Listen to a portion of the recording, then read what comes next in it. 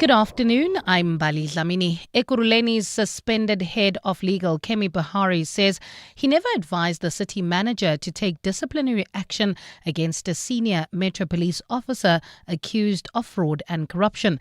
In 2023, IPID recommended for disciplinary action to be taken against EMPD Deputy Chief contract with a private security company linked to suspected crime boss Vusimo Zikat Matlala. Mkhwanazi allegedly orchestrated for blue lights to be fitted onto the cars of CAT VIP Protection Services. Thabiso Koba reports. Ekurhuleni's suspended head of legal, Kemi Bahari, is accused of being part of a clique of senior municipal officials who protected EMPD's deputy chief, Julius Mkhwanazi, from accountability. When Ekurhuleni's former city manager, Imogen Mashazi, appeared before the Madlanga Commission last year, she said she was advised by the municipality's legal department that IPID's charges against Mkhwanazi were not sustainable. Bahari, who heads up the municipality's legal department, was grilled by Commissioner Sandile Khumalo on this. Is that what you told the city manager? That the charges are not sustainable? We believe the charges are not sustainable. Yes, correct. So then how can you expect a city manager to proceed to charge Julius Mkhwanazi if you yourself told her that the charges are not sustainable? Because of the process, we're still embarking to clarify it, but I did tell her that, yes. Despite wanting clarification on certain matters in Mkhwanazi's case, Bahari told the commission he never followed up with IPID. Thabiso Koba, Eyewitness News. Well, for live updates on that commission, you can visit ewn.co.za or watch the live proceedings on our YouTube channel. Let's move to Parliament now, where forensic analyst Paul O'Sullivan clashed with members of Parliament's ad hoc committee over questions he is not willing to answer. In his affidavit, O'Sullivan had said that for personal and family security, he would not be engaging in discussions on things that happened in South Africa or overseas prior to 1990. But the committee investigating allegations of police corruption rejected that condition, saying O'Sullivan cannot prescribe what members can ask him. Babalondenze reports. Paul O'Sullivan's testimony got off to a shaky start today, where he disagreed with the committee on what they are allowed to ask him. O'Sullivan, who has also received extra security due to safety concerns, says this is merely to protect his family and his personal interests. There have been multiple attempts on my life. But this was rejected by most members as being unreasonable. Committee member Julius Malema. This paragraph number 3 is not worth the paper written on it. We're going to ask questions beyond 1990 and they're going to be answered here. Committee chairperson Sobet Lechanyane urged the evidence leader to disregard the paragraph and continue leading evidence. Let's all agree that the committee does not accept this condition in its proceedings. O'Sullivan's evidence continues. Babalondenze, Eyewitness News, Parliament. Let's shift to the courts. Lawyers for convicted killer and rapist Thabo Bester have argued that the bid for his removal from the eBongweni prison is inherently urgent because of his ongoing trial. Bester has approached the Pretoria High Court challenging his move from the Hoshimamburu prison. Bester was moved to the country's only super maximum security prison last night. Correctional Services is opposing Bester's application, but his lawyer Muafrika Wamaila has told the court that it's impossible to consult with him while he is at eBongweni. The reason we are bringing this on this truncated time is because we have not any much time to prepare. We are already struggling with preparation for a trial. And then now when they take him far, they make us suffer all the more. So therefore we cannot wait any further and say, let's give it a month, let's give it other weeks, because it will be next month we are expected to be ready. The mining industry says it is preoccupied with safety issues at plants across the country. This comes as the annual Mining Indaba in Cape Town continues with talks on day 2. The 4-day meeting of industry leaders, government and investors kicked off yesterday. According to the Minerals Council, the mining sector closed last year on 41 known fatalities. This is a low compared to the previous year's 42 fatalities. Nogukanya Mtambo reports. Taking a look at a wider period, the Minerals Council says the industry has reduced fatalities in 3 decades by 91% from 484 cases in 1994. In the past 15 years, the council says TB and silicosis cases have been reduced by more than 80%, while cases of noise-induced hearing loss in mining have reduced by 55% in the same period. Chair of the Minerals Council Zero Harm Forum and CEO of Glencore Alloys, Yapi Fullard, says while the interventions in place have yielded better results, he says more still needs to be done. The amount of work that we're doing in this area is really paying dividends, if I can call it that. So permanent netting, bolting, early examination, those type of things are the things that we are really driving. Among issues the council says still need urgent attention are fall of ground incidents. Nobukhanya Mdambo, Eyewitness News in Cape Town. And further afield, Australian police say they showed remarkable restraint following violent clashes with protesters during a demonstration against a visit by the Israeli president. Videos emerged of police charging at and punching protesters during a rally in Sydney last night. Critics have criticised the use of force from the youth authorities during the demonstration. 27 people were arrested and 9 were later charged for assaulting the officers, amongst other charges. Police Commissioner Mal Lehnen says the cops were well within their rights to do what they did. The police did what they needed to do, which was to hold the line and then form and move the protesters back with a view to dispersing them. That was designed to keep the community safe. Having an angry and violent mob marching on police is not a situation that I want our officers in. Gold is trading at $5,052.71 an ounce. The rand is at 15.83 to the dollar, 21.72 to the pound, 18.94 to the euro, and Brent crude oil is at $69.05 a barrel. Poles off. Traffic lights still not working at Witkoppen and Main. There's also traffic lights out of order in Amalgam at Main Reef Road and Church Street. In your sports, the Proteas women gearing up for their 3-match T20 series against Pakistan. Pakistan's men agreed to play India in their T20 World Cup match, and Serena Williams is listed as eligible to return to tennis from February 22nd. It's a partly cloudy afternoon in Gauteng today. Temperatures have peaked at highs of between 29 and 32 degrees. The top story in EWN this hour. Ekurhuleni suspended head of legal Kemi Bahari says he never advised the city manager to take disciplinary action against a senior Metro Police official. EWN, in touch, in tune and independent. For the latest, visit ewn.co.za or download the EWN app. Your brain's a well-oiled machine. Now put it to work in the brain of 702. Enter on primemediaplus.com. T's and C's apply. You're with John Perlman on 702. Streaming on the Prime Media Plus app, DSTV channel 856, 92.7 and 106 FM.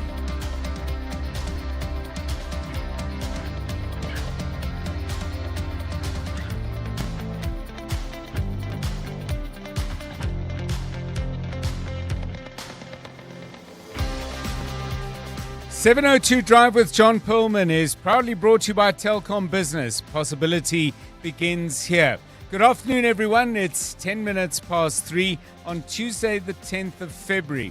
This is 702 Drive with me, John Perlman, wherever you are listening to us in 702 land. Welcome to the show.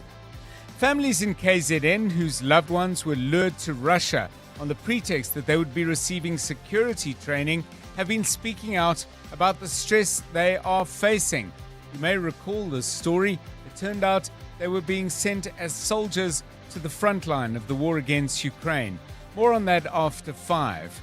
In other stories, Paul O'Sullivan is in front of the Parliamentary Ad Hoc Committee looking into criminality and corruption in the criminal justice system. Babalo Ndenze is watching that for us and for you and joins us after 5. FlySafair has been sold to a company called Harith, which was involved in the much delayed and criticized SAA deal. What are the implications of this for all of us flyers, whether frequent or not? More on this after 4 with aviation analyst Joachim van Moorten. And we'll bring you another round in the brain of 702. That's coming up at 10 to 5. On the markets, the JSE is slightly up, just 215 points. Financials up 0.67%, resources ahead by 0.53. Healthcare company PHP is having an excellent day, up by 5.6%.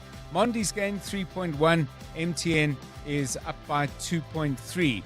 Big news on the downside, a sharp 8.8% fall in the share price of Pick n Pay. And unsurprisingly, given the connections, Boxer is also off by 3%. Prosus is down by 2.9. Rand currently trading at 15 Rand 95 against the dollar. That's an 8-cent gain over the past 24 hours. A euro will cost you 18 Rand 99, 21 Rand and 83 cents will get you a pound. Brent crude is currently trading at $69.19 a barrel, up in price by 12 cents and heading really worryingly close to 70. The start of the year, and I think somewhere well into mid-January, we were paying $60 a barrel. Not us, of course, but anybody who bought Brent crude, and we do. Gold is trading at $5,043.09 an ounce. Stephen Curtis joining us with all the market news at 4:25.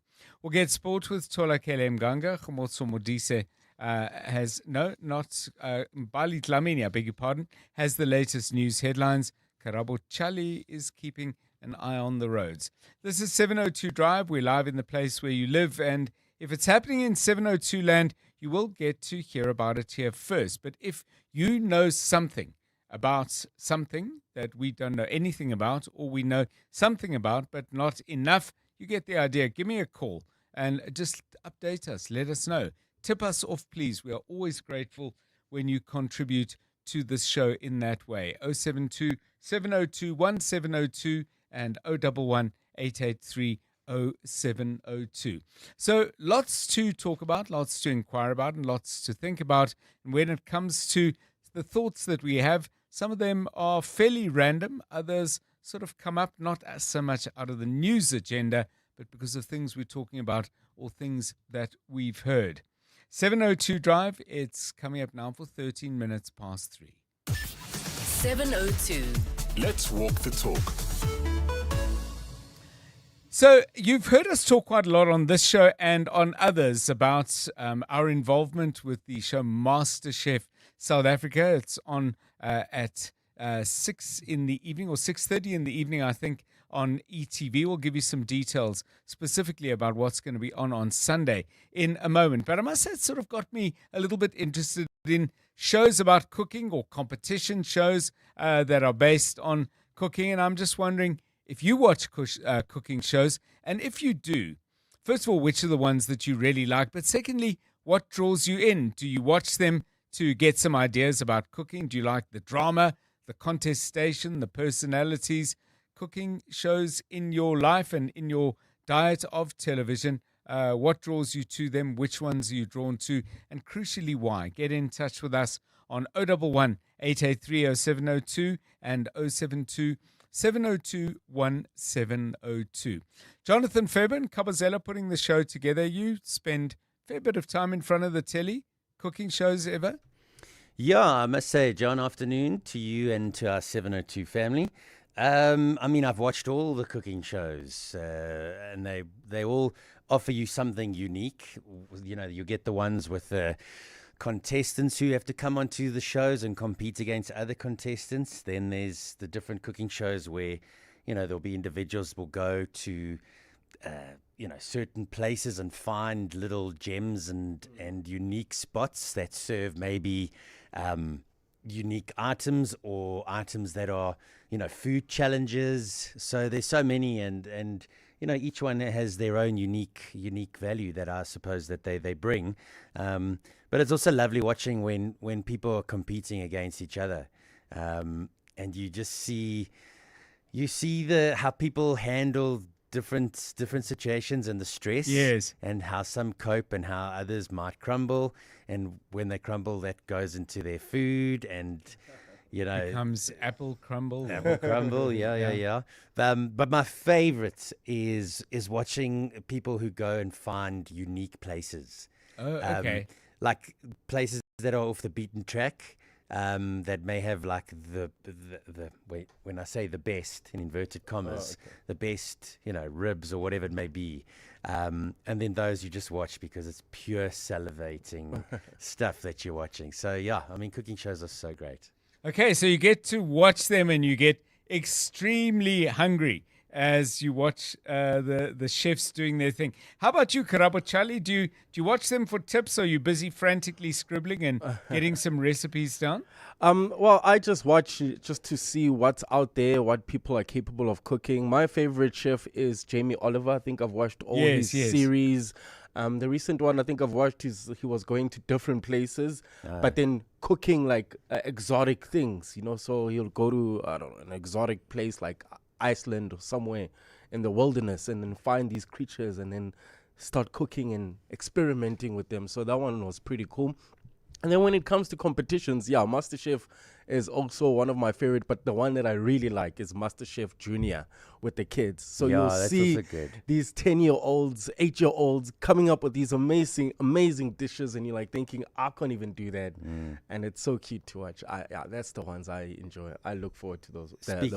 Speaking of Jamie Oliver, the latest one I've seen of him is he's got an air fryer show. Oh, okay. So what he does, I mean, most people have an air fryer in their homes. Maybe it's gathering dust or not. And he just gives you inspirational ideas of what you can cook in the air fryer. Yeah. Things you think, well, you wouldn't be able to cook He's in very there, good but at that. he does, yeah. I have never watched a cooking show of any kind in my life. You can add it to your list of things I've never. And the list is just getting longer and longer. Anyway, that's going to change because I'm going to be watching on Sunday night. It's the final of Celebrity MasterChef on ETV. I'll let you guys know what I gleaned from it, what I got from it, and I'll give you my feedback. But it's apparently a fabulous episode. Serious pressure on Dineo Ranaka and Seth Shezi. And that's on ETV on Sunday night at 6. And then the following week, a new season of MasterChef South Africa gets underway on the same platform. So, 6 p.m. ETV, I will be watching. I will be breaking my MasterChef, my cooking show at all, ever, duck on Sunday night. And I'll tell you how it goes. Okay, if you're in the least bit interested. Well, maybe you can prepare something for us from the finale and just bring it for us for lunch. Put it in a scuffed tin and bring it for us on Monday. Hey? Such homework. Hey? No. I'll bring something else. I'll order in. They deliver to our studios. 702 Drive. It's 19 minutes past 3. Cooking shows. What do you like? Give us a call on 011 8830702. Maggie says, oh no, all cooking programs are so boring, compared to Joni, who says, yes, I watch all of them. So there you go. Matter of taste in more ways than one. 19 past 3. Let's get the very latest from the roads. Well, at this stage, looking pretty quiet, not yet hectic on our roads. But if you're leaving Sandton, traffic is already building up. This is on Greyston Drive, heading towards the M1 between Rivonia Road and Catherine Street.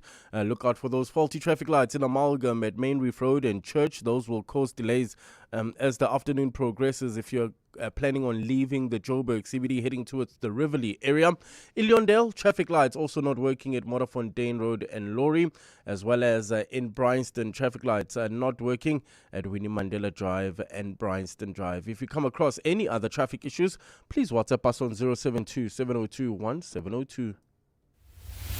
Clement Maniatella. Weekday mornings, 9 to 12. 9 to 12. Did you object to being asked questions by certain members who come from other parties like the EFF and the MK party? And if so, why did you object to taking questions from them? No, I don't object at all.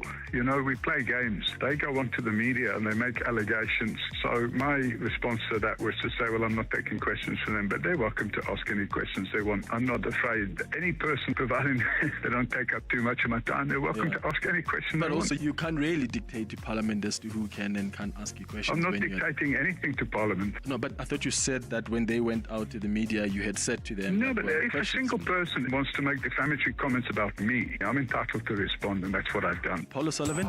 Clements Maniatella. 9 to 12 on 702.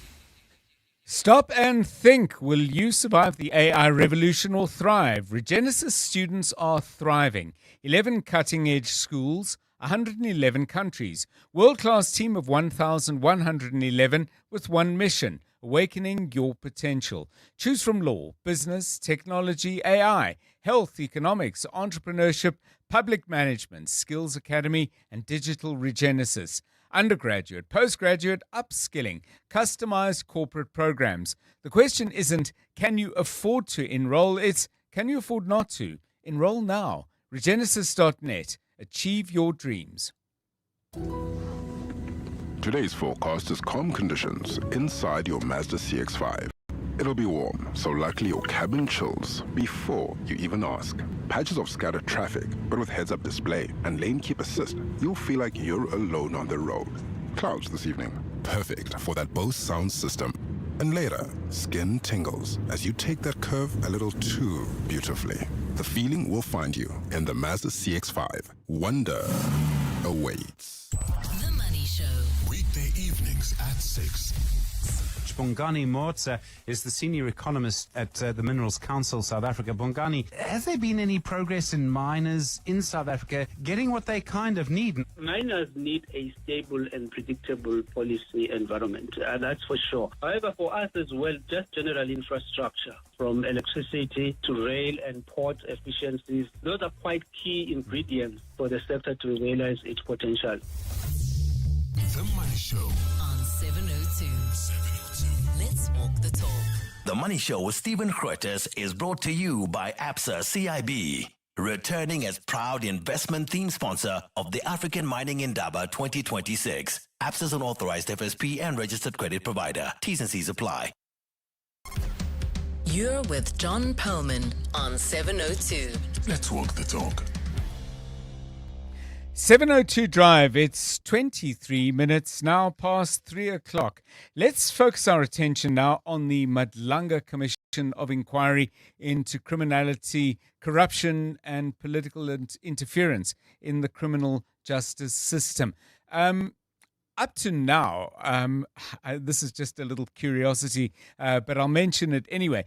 Up to now, whenever Madlanga has been on at the same time as the ad hoc committee has been on, my sense is that the TV cameras have tended to go to Madlanga, although partly that's because the parliamentary committee goes on for longer, and that means that you can get the best of both worlds. Madlanga usually wrapping up sometime around 4 o'clock, but the parliamentary committee puts in the hours, not to suggest Madlanga doesn't, but because of the nature of the parliamentary committee with so many more people having the right to actually ask questions, it takes longer. Anyway, but today I have to say with Paul O'Sullivan in Parliament, that is what is being televised. So I haven't, as I ordinarily would, heard nearly as much of what's coming out of the Madlanga Commission as I would be able to share with you. However, Tabiso Goba, our EWN reporter, has been watching it very, very closely indeed. Tabiso, good afternoon, joining us right now on 702 Drive. Yesterday, Advocate Kemi Bahari, who is what? The head of legal. Head of legal. Suspended. I was going to say chief legal, head of legal - suspended. He's not. There's no separate department, although you think there might be in Ekurhuleni for called legal suspended. A lot of suspensions there. But he's been back, and the bits that I did see before they switched to Parliament, suggesting that they're not entirely persuaded by some of his answers. He had a challenging day yesterday. What was particularly taxing today? Good afternoon, John. And I just want to say something, John, that the Madlanga Commission, in terms of the structure of it, is that when you first come in, the first part of it is that they'll allow the witness to give their part, or to give the statement, their part of the story. Yes. And they'll do that uninterrupted. And then there'll be cross-examination. That's when the witnesses start getting in a bit of trouble. Yes. So for large parts of yesterday, the commission just let Mr. Bihari give his side of the statement, and later on yesterday and probably more today, they started cross-examining him, and that's when he got into trouble. And something shocking, John, happened today where Mr. Bihari admitted that he gave a false statement to the Madlanga Commission. Now, bear in mind that, John, Mr. Bihari is an advocate by himself. He's an advocate, and this is a commission of inquiry. And you can't lie. It's perjury. You can't lie to Commission of Inquiry. So for him to admit that he gave a false statement to the commission was actually something. And the reason that he lied, I have to go back to maybe what he's accused of. So Mr. Kemi Bihari, along with the former city manager Imogen Mashaza, apparently there was this clique that was of municipal officials who wanted to protect the Ekurhuleni Metro Police Department's deputy chief, Julius Mkhwanazi, from accountability. This is because in 2023 there was an IPID report that found that Mr. Mkhwanazi may have committed fraud and corruption by entering the Ekurhuleni Metro Police Department into a contract with one of the companies linked to Vusimuzi Cats Matlala. And what happened is, after that IPID report recommended disciplinary action against Mr. Julius Mkhwanazi, yes, they sat on it. Nothing ever happened to him for over 2 years until this Matlanga Commission. I think he was suspended last year. This was obviously until when the Matlanga Commission came into effect. Now, Mr. Kemi Bihari said that in his statement that he gave to the Matlanga Commission, he said that he never wrote a response, or he never sent a response to IPID of how, because he was supposed to draft a response to IPID's letter of recommending disciplinary action. So in his statement to the Matlanga Commission, he said that he drafted a letter, but he never intended for that letter to reach IPID. Yes. And what was shown in the Matlanga Commission today is that he actually did send the letter to an MMC. So he wanted the MMC for Community Safety to put a letterhead on it and send it to IPID as the municipality's official response.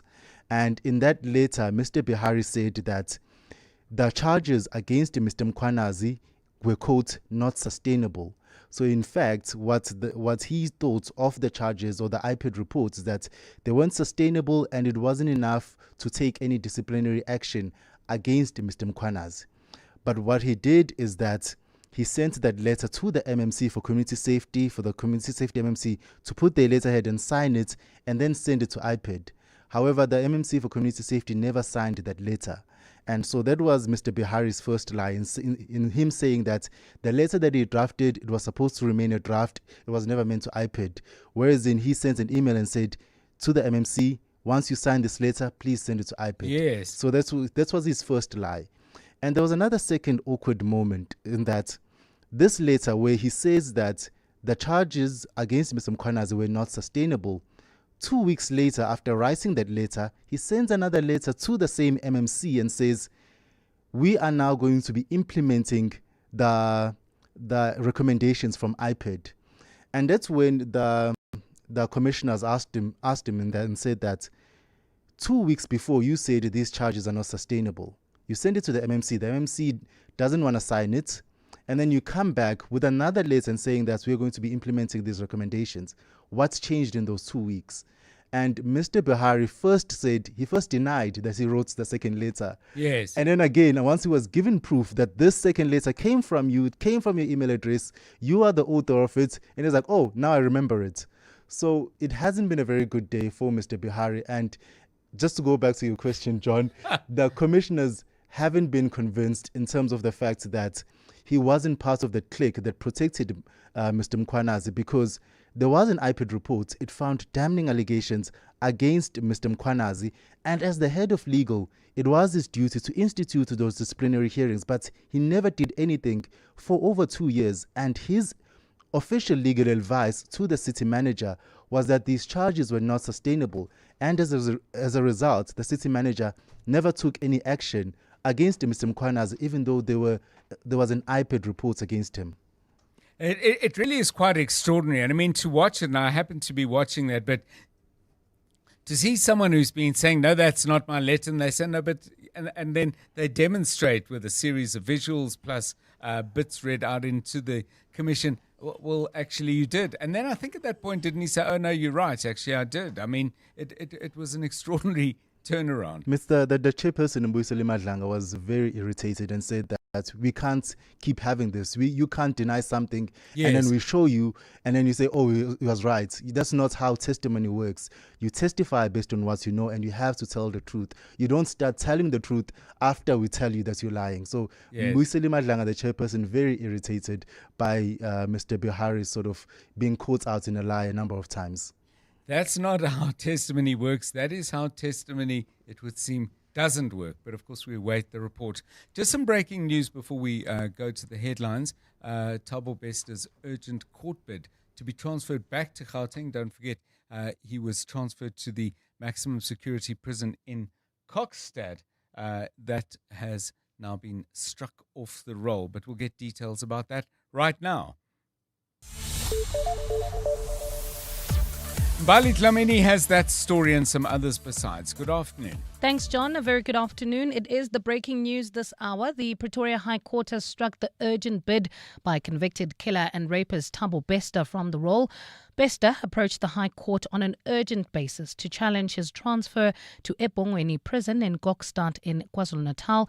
His lawyers argued that the matter is urgent because they cannot consult with him for his main trial while he is at eBongweni. But Judge Mamoloko Kubushi says she is not convinced that the matter is urgent. There is therefore no cogent reason mentioned in the founding affidavit why this matter was set down on such stringent time frames without giving the respondent adequate time to file their answering affidavits.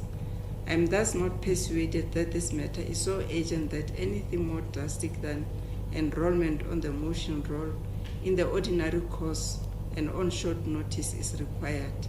Let's stay in the courts. The first witness in the matter against 5 prison wardens accused of murdering an inmate has told the court that he fears for his life and cannot proceed with testifying. Siphelele Quvane told the Johannesburg Magistrates Court today that he has been victimized for being a witness in this matter. The case dates back to 2022 when the wardens allegedly assaulted prisoner Dumsani Ngwenya to death inside the Johannesburg prison. Jabulile Mbata reports. Siphelele Quvane is known as the star witness in the matter because he opened the case against the 5 prison wardens after witnessing the alleged murder. However, today, instead of starting with his testimony, he told the court he's had a change of heart because he's been physically and mentally abused by other wardens. He gave the court an ultimatum, saying either he gets witness protection or he will withdraw as a witness. I'm saying for this court that I've been victimized, intimidated, to a point where they've hired someone to stab me inside the prison. So as I'm standing here, I'm a dead person. The court has adjourned to deliberate on the matter. Jabulile Mbata, Eyewitness News, Johannesburg Magistrates Court. We shift our focus to this now. Advocacy group Water Can has called for Johannesburg to be declared a disaster area in response to the deepening water crisis. Joburg has water outages in areas such as Emmarentia as well as Parktown. The outages in these areas are as a result of a crack at the Hurst Hill Reservoir, which Joburg Water says its teams have been working on since November last year. Water Can Director Ferial Adam says Johannesburg residents are living under the threat of day zero. This is not a drought issue. It is a failure of infrastructure, planning, and accountability. Everyone has to take responsibility for the situation we're in right now. People are now queuing for hours at tankers, fighting over water, and vulnerable houses are being left with nothing. Parktown resident Hermione Geldenay says her community has been without water for 21 days now. We've been sitting with a similar problem, but not to this extent for 21 days. But we've been sitting with a similar problem for the past 2 and maybe longer years, but the nightmares started 2 years ago. And it is simply because of our location. And in the Western Cape, Justice, Crime Prevention and Security Cluster officials have encouraged the public to report crime. The cluster is currently hosting a ministerial imbizo in Athlone today, and it's linked to its efforts to combat crime across the country. Carlo Peterson is there. Western Cape Police Commissioner Tembesile Patakile today asked Athlone residents to use the 10111 phone number to report more crime. Patakile was addressing the community at the Dulcie September Hall, where the Justice, Crime Prevention and Security Cluster is hosting a ministerial imbizo related to its efforts to combat crime in the country. Tell us where it happens, when is it happening, we got our ways. And I want to thank the community for using that number. Please use more. The JCPS officials are set to proceed to Athlone Police Station and Magistrates Court for an oversight visit as part of their pre-SONA activities. Carlo Peterson, Eyewitness News in Athlone. It's a partly cloudy afternoon in Gauteng today. Temperatures have peaked at highs of between 29 and 32 degrees. Well, at this stage, things looking pretty good. No major delays have been reported at this hour. However, look out for those faulty traffic lights in Midrand, Old Pretoria Road and Olifantsfontein Road. There's also slow-moving traffic due to faulty traffic lights in Illiondale at Modderfontein Road and Lorry. The top story in EWN this hour is also the breaking news this hour. The Pretoria High Court has struck the urgent bid by convicted killer and rapist Thabo Bester from the role. Africa Milani. Weekday mornings, 4 to 6. Eunice, you've called in from Killarney on issues pertaining to Joburg Water. Good morning. I know of 2 residents personally, Africa, who were hit with bills of 9,000 and one of 12,000. Can you imagine being billed that amount of money when you don't have water? It's because of the air, but the meters were spinning. So the first thing is, if you hear your meter spinning, do whatever you want to, but close off the mains in your property or outside. So otherwise you're having a problem with Joburg Water. They're demanding fees for something that they're not applying. Africa Milani. 4 to 6 on 702. Get ready to Panda Pusher play Powerball and Powerball Plus for 49 million rand in total estimated jackpots this Tuesday. Don't delay. Play Powerball for an estimated 31 million rand and Powerball Plus for an estimated 18 million rand today. Buy your tickets now in store on nationallottery.co.za, the mobile app or cell phone banking. Panda Pusher Play. Players must be 18 years or older. Play responsibly. Ituba is the proud operator of the National Lottery. Alcohol drowns our hope and fuels our pain. Our streets are flooded. Our families are breaking. Women and children are not safe. Alcohol kills 100 people in South Africa every day. For more information, visit www.truecostofalcohol.africa. Increase excise tax on alcohol. The Johannesburg Philharmonic Orchestra presents its Valentine's Gala concert with music to melt your heart. Conducted by Daniel Boyko, the concert features award-winning pianist Charles Duplessis and showcases South Africa's ballroom champions. Saturday, 14th February at 7 p.m. at the Linda Auditorium. Tickets at Quicket. 702. WhatsApp John on 072 702 1702. Good afternoon, 702 and the fellow listeners. Hey, Batung, Paul O'Sullivan. Yeah, now he's the one who's playing the I don't remember card. When now direct questions are posed to him regarding the granting of his citizenship and the application. We must go back and check the laws whether he did fit the criteria. There must be a petition for this guy to leave this country. We don't care how much he loves it. And then now he comes and talks about some Makubele person. And when he's pressed to produce the evidence, and then, oh, no, Yena, he's not in the social media. Hey, Yena, he saw it from someone. What is that? What does he take us for? And he's playing a sympathy card. He wants the entire world to sympathize with him. And then he conveniently mentions Africans because he knows the Trump now is going to come running. He must go. So the property that I stay on consists of 3 different properties with 3 guys, and we happen to know each other very well from the Eastern Cape. So we've known each other for years. We've been staying in the same property for about 8 years now, and obviously for us we braai 3 times a week. So this is when it comes to talking about food shows. I never really watch food shows, but sometimes with the frequency of the braais that we have, the Ultimate Braai Master was my favorite because you need a bit of inspiration every now and then, just to try find something different and also to try and one up your mates. So that was something I watched quite religiously. Yeah, so Ultimate Braai Master, like I said, I haven't watched any cooking shows ever. And Robert says, gosh, You've never watched Floyd on Food from the 80s and 90s even? I enjoyed that show, says Robert, and Jamie Oliver's show. I love that. And Nkipiteni says, I do, and just last night I watched a cooking show. Besides the tips and recipes, the personality and the art of making different dishes, food, the passion behind everything is magical to the eyes, mind, and the stomach that will eat that food. Maybe there could be a cooking show where a listener can win a home delivery of the food that's being made, something like that.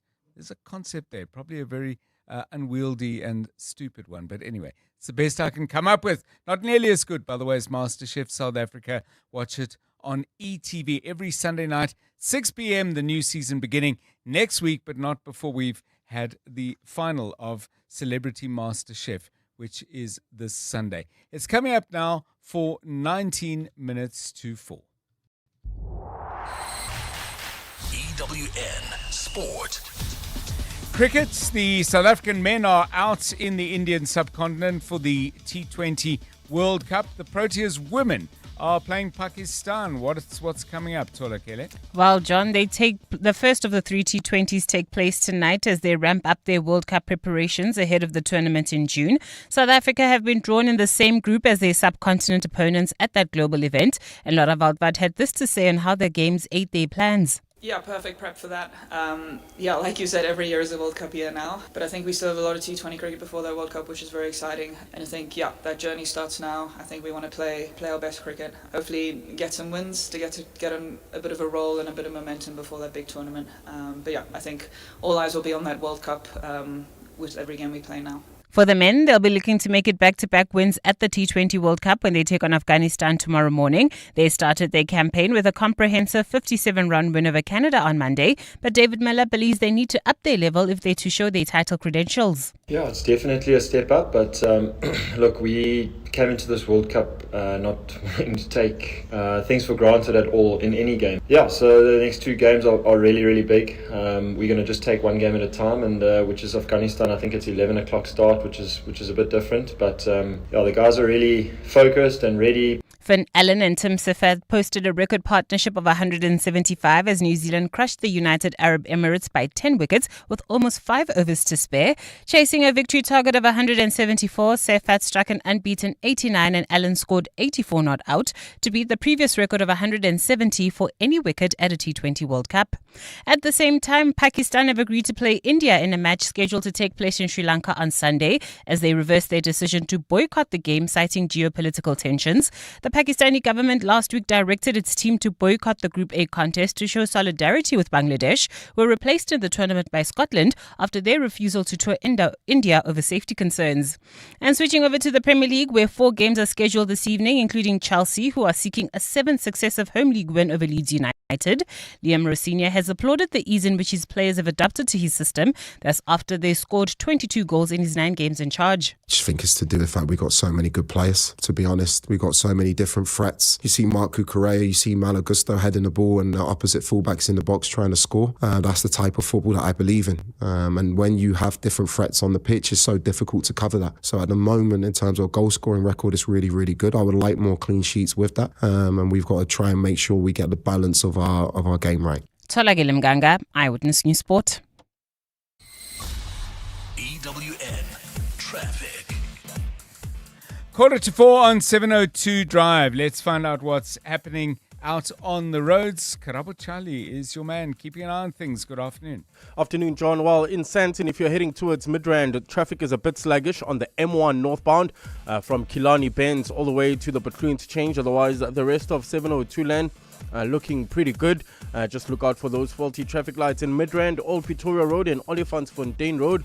Traffic lights not working still in Amalgam at Main Reef Road and Church, as well as in Illiondale at Modderfontein Road and Laurie. If you come across any other traffic issues, please WhatsApp us on 072 702 1702. There's more EWN on air, online, and on the EWN app.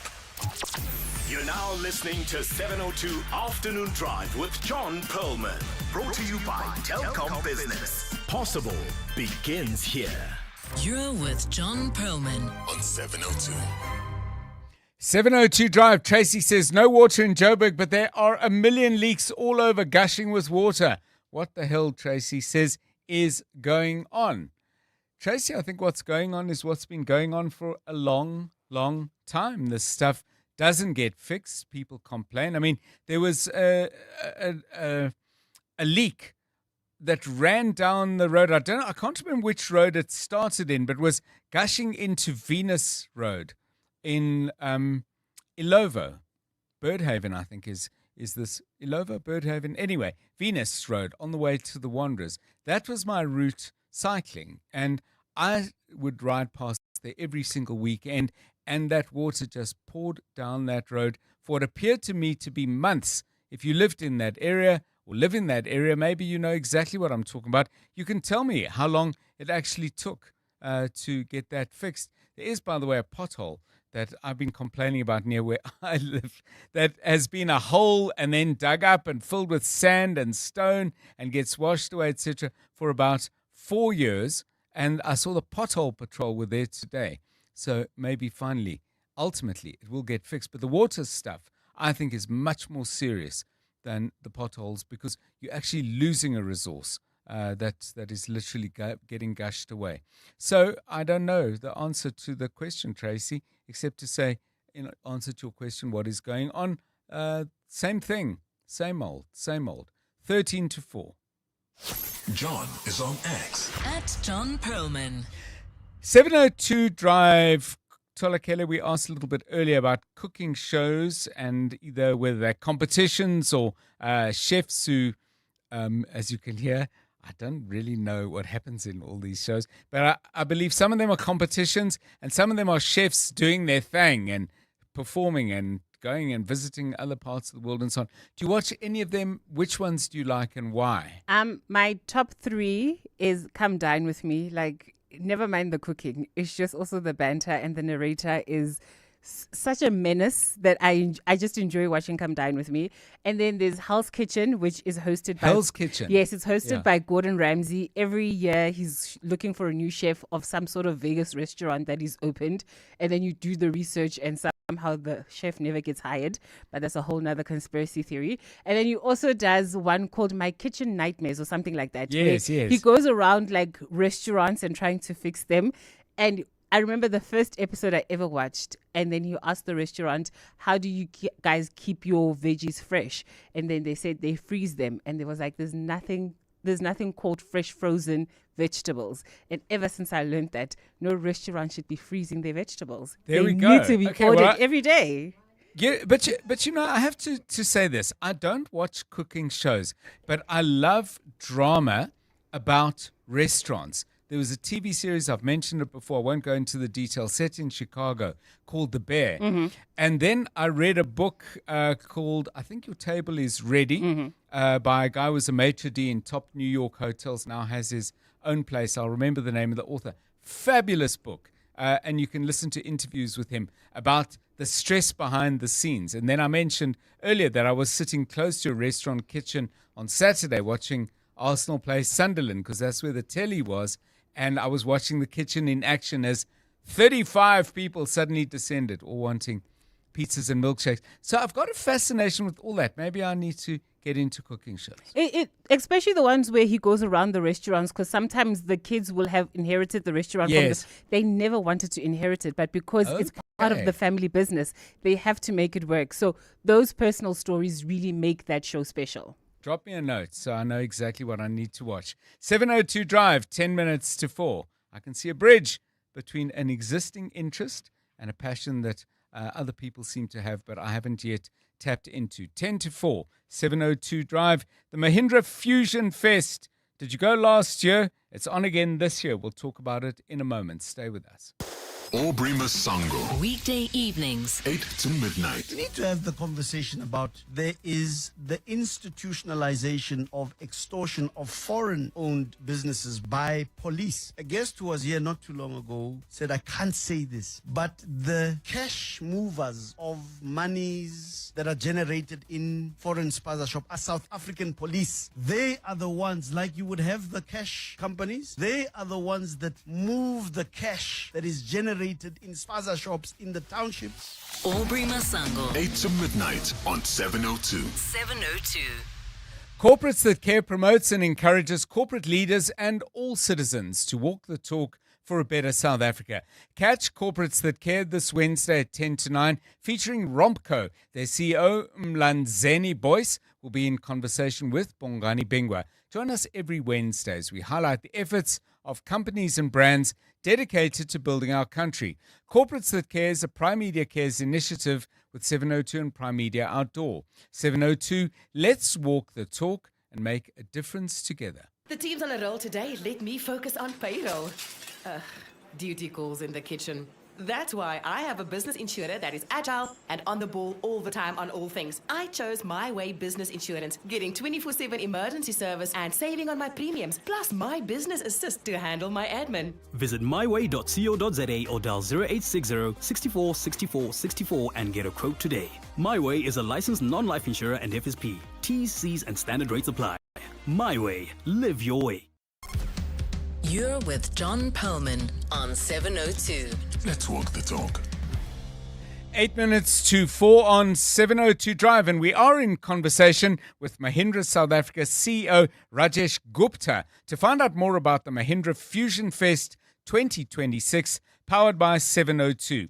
Now, on the 7th of March, the Mahindra Fusion Fest 2026, powered by 702, is back. It will bring together art, fashion and music for what will be an unforgettable day. This year, speaking of the music, it features iconic artists Z, Focalistic, Daliwonga, Zoe Modiga, Mafigi Zolo, Kurt Darren and Claire Johnston, Blackie and Maglera Doughboy. And then throw in the Tswane Gospel Choir, and there's many more besides.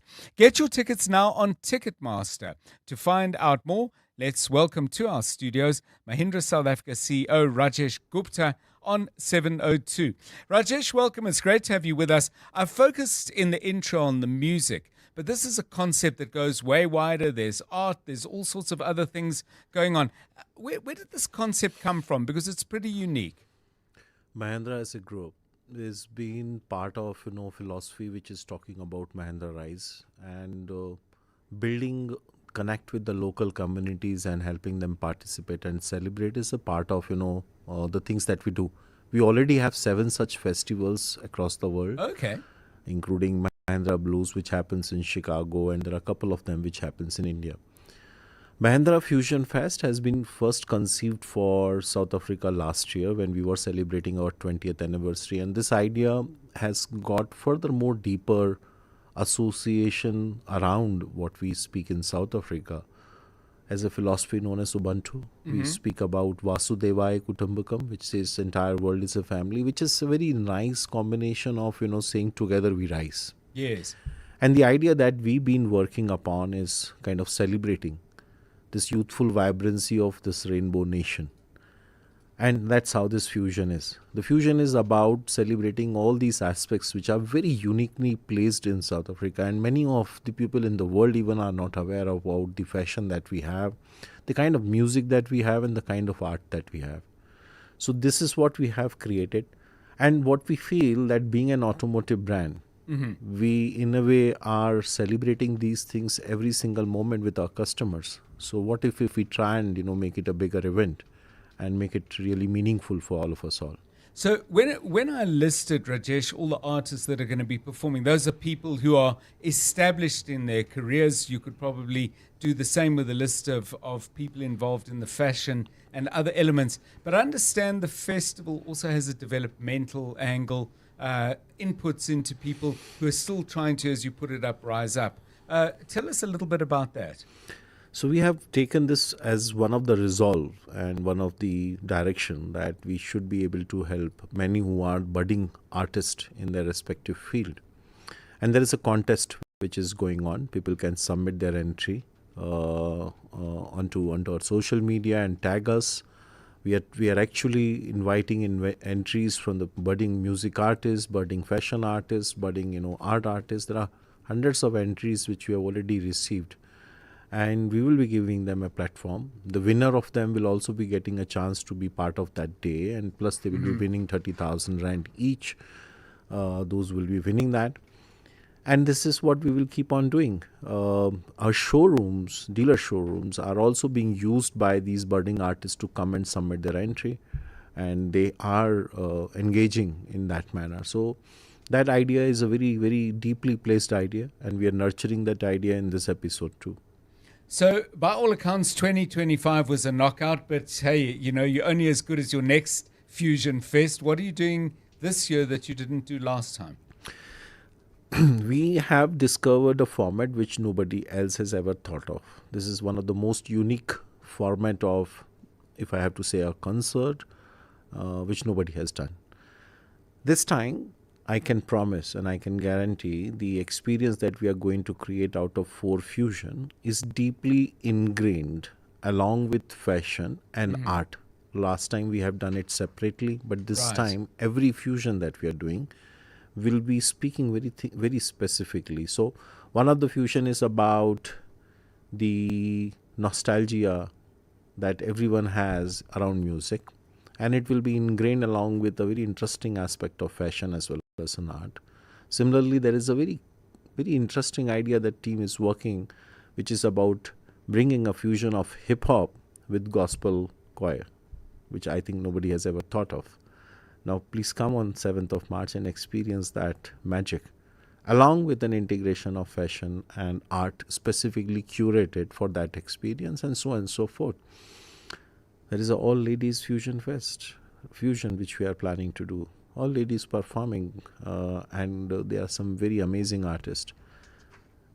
I can only say that, South Africa, you will be enjoying what you are in a much bigger way and a much more, involved way. So be with us. So, Rajesh, I've been listening to you speak, and obviously in your role as Mahindra's CEO in South Africa, this is important to you in that context and the role you play. You also seem to have a great passion for the arts. I don't know, is music your thing? Is performing arts your thing? Is there particular music that you've heard in South Africa that you've really come to enjoy and that maybe represents particularly some of what it is you're keen to share as Mahindra? A very great question. People in South Africa are very warm. Yes. Whatever they do, they bring a huge amount of passion and truthfulness to it. Any music, any form of art, anything that you see here is unadulterated. What you guys have done is pure and has got a very pure lineage to it. If I speak about hip-hop, you can have an hip-hop coming from New York, but what you do here is very, very deeply passionate. When you talk about Piano, which you have given to the world, what an amazing stuff. When you talk about country music, it's amazing. So I think whenever I try and relate with anything happening around in this space, I always feel that we are in a world of itself. And I think rest of the world is yet to experience what we stand for. My opportunity, if I get this to create a stage, which is a global stage for all that we have in South Africa, I think I'll be very happy about it. Nothing is specific. I enjoy every single aspect of this Rainbow Nation.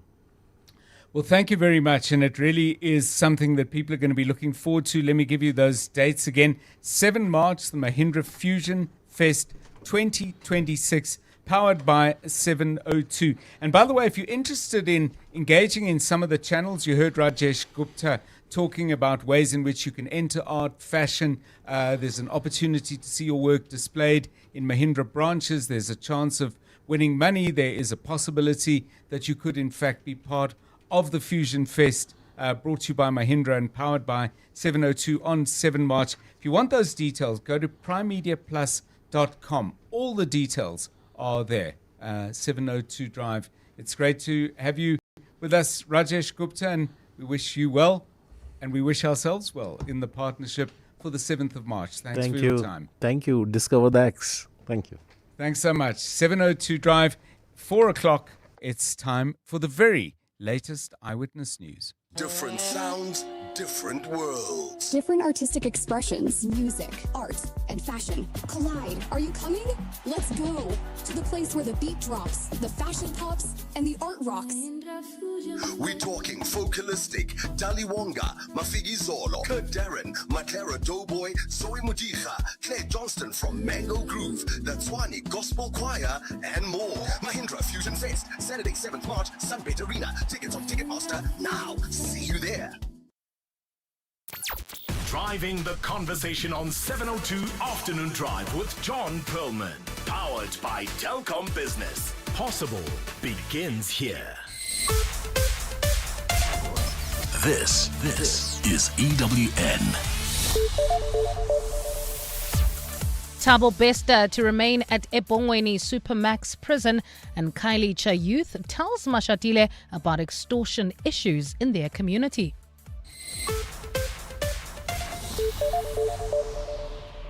Good afternoon, I'm Bali Dlamini. The Pretoria High Court has struck the urgent bid by convicted killer and rapist Thabo Bester from the role. Bester approached the High Court on an urgent basis to challenge his transfer to Ebongweni prison in Kokstad in KwaZulu-Natal.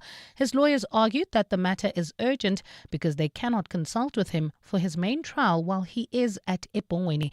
But Judge Mamoloko Kubushi says she is not convinced that the matter is urgent. There is therefore no cogent reason mentioned in the founding affidavit why this matter was set down on such stringent time frames without giving the respondent adequate time to file their answering affidavits. I am thus not persuaded that this matter is so urgent that anything more drastic than enrollment on the motion roll in the ordinary course and on short notice is required. The prosecutor in the case against 5 prison wardens accused of murdering an inmate has recused herself from that matter. This comes after state witness Siphelele Quvane made damning allegations of incompetence against her. The matter relates to the murder of inmate Dumsani Ngwenya, who was allegedly beaten to death in 2022 at the Johannesburg prison. Jabulile Mbata reports. In a turn of events in court today, the state witness Siphelele Quvane refused to begin testifying, saying he wants to raise some issues with the court in exchange for his testimony. He told the court that the prosecutor has ignored his complaints about the threats he is receiving inside the prison, allegedly by other wardens, because he is a witness in the matter. He added that the prosecutor denied them their constitutional right by not consulting them ahead of the trial, saying he has lost confidence in her. He has officially withdrawn himself as a witness. But I'm refusing to be treated like this, my lady, under a new dispensation era. If it comes as a push, I'll rather excuse myself as a witness than to be treated like this. The matter was postponed to tomorrow. Jabulile Mbata, Eyewitness News, Johannesburg, Magistrates Court. Ekurhuleni's suspended head of legal, Kemi Bahari, says he never advised the city manager to take disciplinary action against a senior Metro Police officer accused of fraud and corruption. In 2023, IPID recommended disciplinary action be taken against EMPD Deputy Chief Julius Mkhwanazi.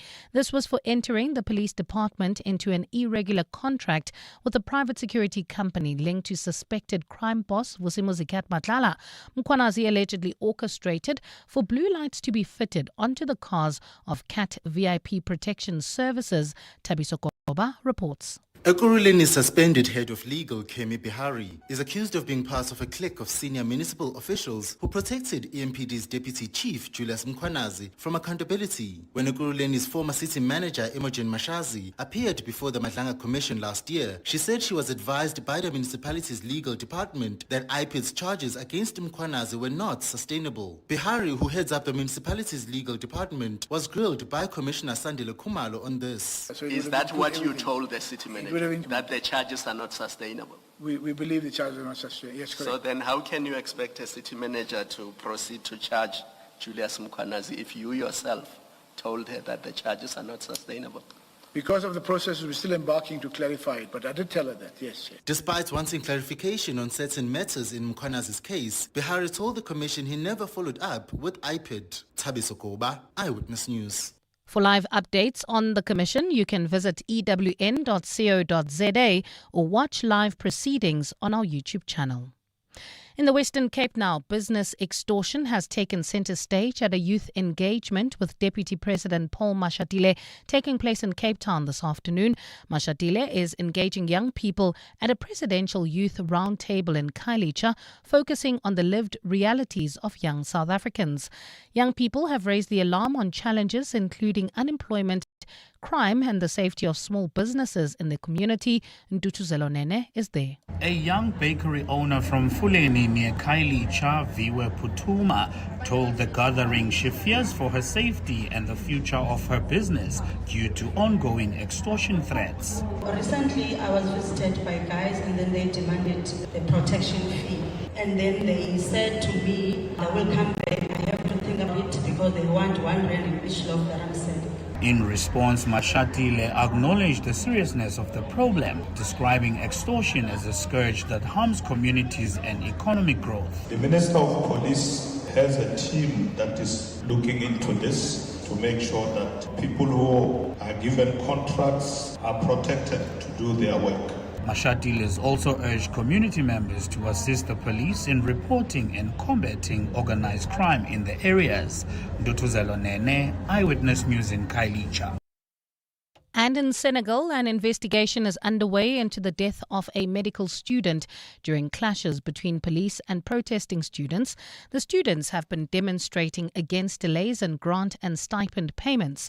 Unrest broke out at the Sheikh Anta Diop University in the capital Dakar on Monday.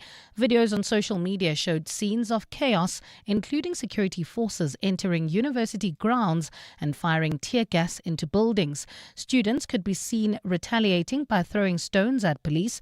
Government has called for calm and restraint while the probe into the student's death is underway. Gold is trading at $5,037.98 an ounce. The rand is at 15.96 to the dollar, 21.81 to the pound, 18.98 to the euro, and Brent crude oil is at $69.04 a barrel. In Saxon World, there's an accident scene on Oxford Road. This is opposite Holy Family College, causing heavy delays all the way from 11th Avenue, and in Sandton, heading towards Midrand, expect some delays.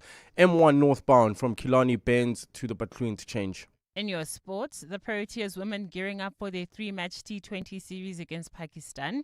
Pakistan's men agreed to play India in their T20 World Cup match, and Serena Williams is listed as eligible to return to tennis from February 22nd. A partly cloudy Wednesday in store for Gauteng tomorrow. Johannesburg drops to an overnight low of 17 degrees, peaking at 30. Pretoria 18 and 31, and Vereeniging 17 at a high of 29 degrees. The top story in EWN this hour. The Pretoria High Court has struck the urgent bid by convicted killer and rapist Thabo Bester from the role. EWN, in touch, in tune and independent. For the latest, visit ewn.co.za or download the EWN app. 7:02. Drive home with John Perlman. John Perlman, 3 to 6 p.m. on 92.7 and 106 FM. Let's walk the talk. 7:02 Drive, it's 9 minutes past 4. Welcome to the show if you've just joined us. Thanks for joining us earlier if you did. Either way, it's great to have you with us. Coming up over the next couple of hours, in a moment, we're going to be looking closely at the news that the company Harith has acquired South Africa's largest airline, FlySafair. What are the implications of that? Dr. Joachim Vermoerten is an independent air transport economist. Really looking forward to his insights. I'm particularly occupied with this story because I've been flying for many, many years now. No more than anybody else, but I'm just saying I've been around for a while as an adult. And I remember a time when there was a sense of real choice. There was SAA and there was Kulula and there were other airlines as well, some less successful than others, some doing rather well. And then a real sense of the choices just shrinking. We had Mango and then it was gone, and so on. The story went. At the moment, what do we have? We have Airlink, we have Khmer, we have FlySafair, we have SAA, and we have Lyft it's pretty tight, eh? And on some routes, there's absolutely no choice at all. So I'm really interested in the implications. Might this be good for the industry as a whole and not just Safair? I have no idea, but Dr. Vermoerten, I'm sure, has many ideas, and I'm looking forward to talking to him.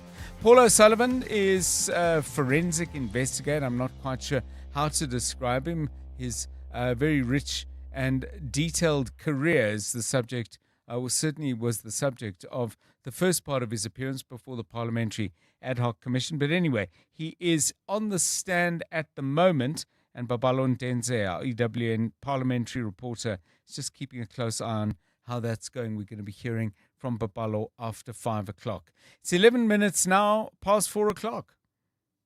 702. WhatsApp John on 072 702 1702. Traffic in and around Bryanston is a mess. William Nicol is a parking lot, as is Main towards Fourways. Good afternoon, John. Interesting that you should mention The Bear, the television series. I struggled watching it so bad, and then I recently came across a study that showed that a 30-minute episode of The Bear, many people actually described it as inducing anxiety or panic attacks. So I wonder if you suffered the same fate, and that did John. Sean here, Alberton. Great show. Hi, John. I hope that you are. The issue of the water in the Joburg CBD and the electricity, it's actually becoming affecting other businesses as well, because when we go to work, then the stores around are closed, so there is no ability to be buying food and things like that, or the service stores that that are in the CBD, you see them closed and they can't operate. So I really do feel for them. It is a crisis, and I hope that the city is trying to fix it. It's really dire in the inner city at the moment. Yeah, I mean, thank you for that, Xolisa, not obviously the contents, which, as you say, are dire. But I think you've highlighted an incredibly important point. When we talk about water, we focus a lot, as we should, on households and how that's affecting people. But the impact on commerce, people who are just trying to make a living. And of course, when they make a living, they generate tax, whether it's through VAT or the income tax or company tax they pay. And that's being undermined. And the vicious cycle just gets more and more vicious and spirals downward ever faster, because if they're not paying their taxes and generating wealth and generating employment, well, then, we keep getting told there isn't money to fix things. Although I think the reason there isn't money to fix things is because money gushes away to no evident purpose all too often, the way so much water runs down the street and into the stormwater drains. Yeah, and by the way, Sean, I chuckled when you said what they said about the amount of stress an episode of The Bear induces. It is incredibly stressful to watch, but it's fabulous TV. There was one episode that I think was an hour long. It was a season ender, and I remember saying to my wife, if this was a movie, I would have walked out by now. But I was at home, so there was nowhere to go. We could have switched it off, but we were kind of hooked. 702 Drive, it's 14 minutes past 4. EWN Traffic. EWN Traffic is brought to you by South African Airways. Make your move this Valentine's. Book your romantic getaway at FlySafair.com. Sandton is a little bit jammed up. We've heard about some other areas, and thanks, by the way, for that feedback on what's happening on Winnie Mandela. But Sandton is a problem too. Karabo Charlie. Yeah, that's if you're leaving Sandton heading towards the Midrand area, expect some delays. M1 northbound between Killarney Benz and the Batlu interchange. In Parktown, traffic sluggish. M1 south heading towards the Joburg CBD, Boysons. This is between Killarney Benz and the Crown interchange. In Saxonwold, there's a report of an accident scene. This is on Oxford Road, opposite Holly Family College. We received a voice note detailing what's happening there. Hi team, just letting you know that there's a nasty accident just outside the gate of Holy Family College in the Parktown area. Traffic is backed up and the traffic lights are also out in that section as well. I'm not too sure of the road exactly, but it's just outside Holy Family College. Thanks, have a good day, bye. Yeah, just again, that's Oxford Road, and the delays stretch all the way from 11th Avenue. If you come across any other traffic issues, please WhatsApp us on 072-702-1702. There's more EWN on air, online, and on the EWN app. Valentine's weekend is almost here, and this is your sign. Make the move. South African Airways has amazing fares to your favorite destinations. Fly to Cape Town from just 1,144 Rand, Durban from 690, and Gqeberha from 655. And that's just the beginning. Explore even more destinations at FlySafair.com. Make the move. Surprise your loved one. Make it a Valentine's weekend to remember. Book now at FlySafair.com or contact your nearest travel agency. T's and C's apply.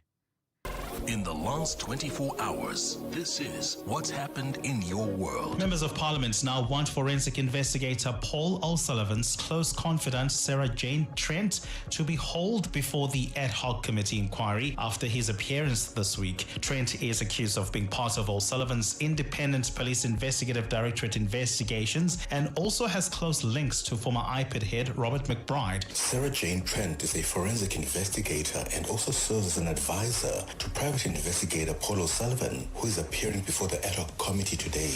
EWN, in touch, in tune, and independent.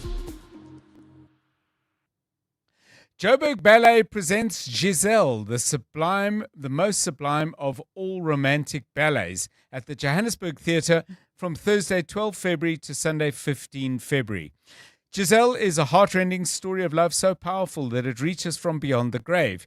It lays bare a tale of passion, betrayal, and forgiveness, with one of the greatest of all ballerina roles at its core. There will be 2 Valentine's Day performances at the Joburg Theatre on Saturday 14 February at 2 p.m. and 7 p.m. It's the ideal opportunity to celebrate this romantic ballet with your Valentine. And later this month, Giselle will be at the South African State Theatre in Pretoria from Friday 20 February to Sunday 22 February. You can book tickets for Giselle at webtickets.co.za. Switching to Outsurance Business Insurance was a quick process. I saved a lot of money. Outsurance Business Insurance clients know that it pays to switch. And did you know you could get a massive 20% discount on your business insurance premium when you switch? For boutique hotels, catering companies, and all other businesses. Get a quote today and see why it pays to switch to Outsurance Business Insurance. Visit outsurance.co.za or call 0800 60000 today. Licensed insurer and FSP. TCs and information online. Get the advantage this tax year end with Sage. No stress, no scrambling. Just seamless HR and payroll that keeps you ahead of UIF, PAYE, and employment equity, all in one smart cloud solution. With automated compliance, real-time accuracy, and simplified HR and payroll, give your business the tax year end advantage. That's Sage. Visit tax.sage.co.za today. Stay with 702 Afternoon Drive with John Perlman. Brought to you by Telkom Business. Possible begins here. You're with John Perlman on 702. Let's walk the talk. Right, let's focus our attention on flying and the news that Harith General Partners, one of the largest investors in African infrastructure, will be taking full ownership of FlySafair, South Africa's largest airline, which, according to a piece by Kabelo Kumalo on the Business Live site, holds 67% of the available seat capacity among all domestic carriers in South Africa. If Harith sounds familiar, you may recall they were going to invest in SAA and then walked away after political controversy and other turbulence made them decide in 2024 that, you know what, maybe not. So what's the significance of that? Dr. Joachim Vermoeten is an independent air transport transport economist, and joins us now.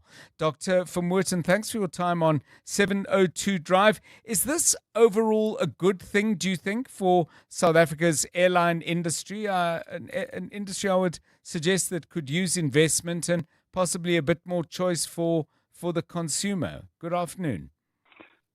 Yes, good afternoon, John.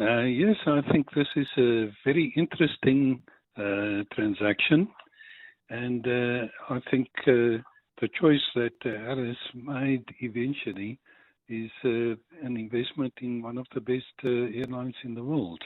Yeah, I mean, it's clearly something they're very keen to have. The fact that they are major investors in African transport infrastructure in general, Dr. Vermooten, I mean, what benefits might this bring to South Africa? For example, may we get other partners coming in and playing some role in either airlines or other aspects of our transport? Well, I think it certainly does, highlight the investments in South African airlines. It also, avoids many difficulties relating to the licensing councils and the ownership structure of FlySafair. So I think all in all, it's a good transaction. What will change, if anything, for FlySafair, its various stakeholders, including passengers? I mean, might this be an opportunity, for example, for Safair to grow its footprint, grow its market share, and who knows, we might get some cheaper flights? No, I think the answer to pricing is really the number of competitors in South Africa, which has reduced significantly post-COVID. So I would think that new airlines would certainly assist.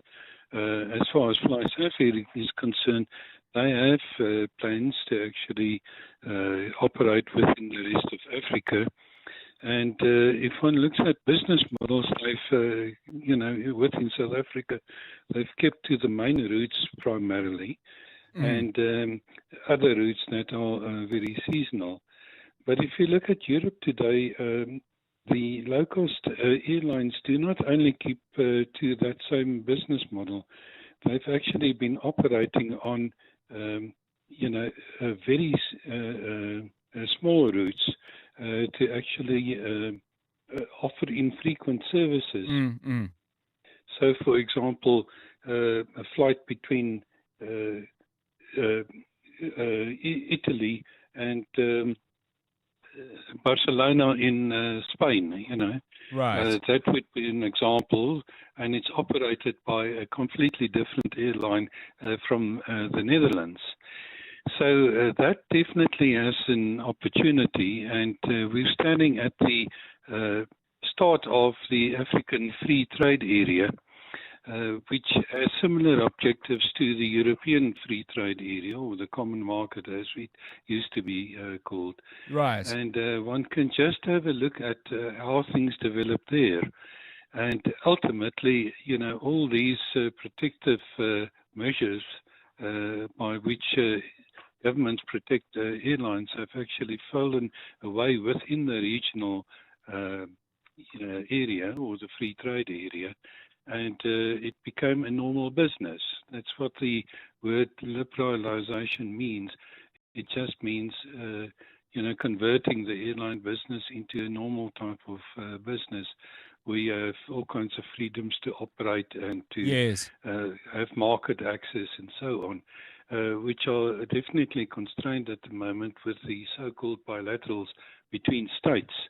And you just cannot equate that to a total free integrated market. And just finally, Dr. Vermooten, I mean, they, Harith, they've got stakes in Lancera, they've got an investment in Traction, which is Africa's largest private rail operator. Might this signal, if this goes well with Safair, that they become investors in other areas of our transport that are also desperate for some input?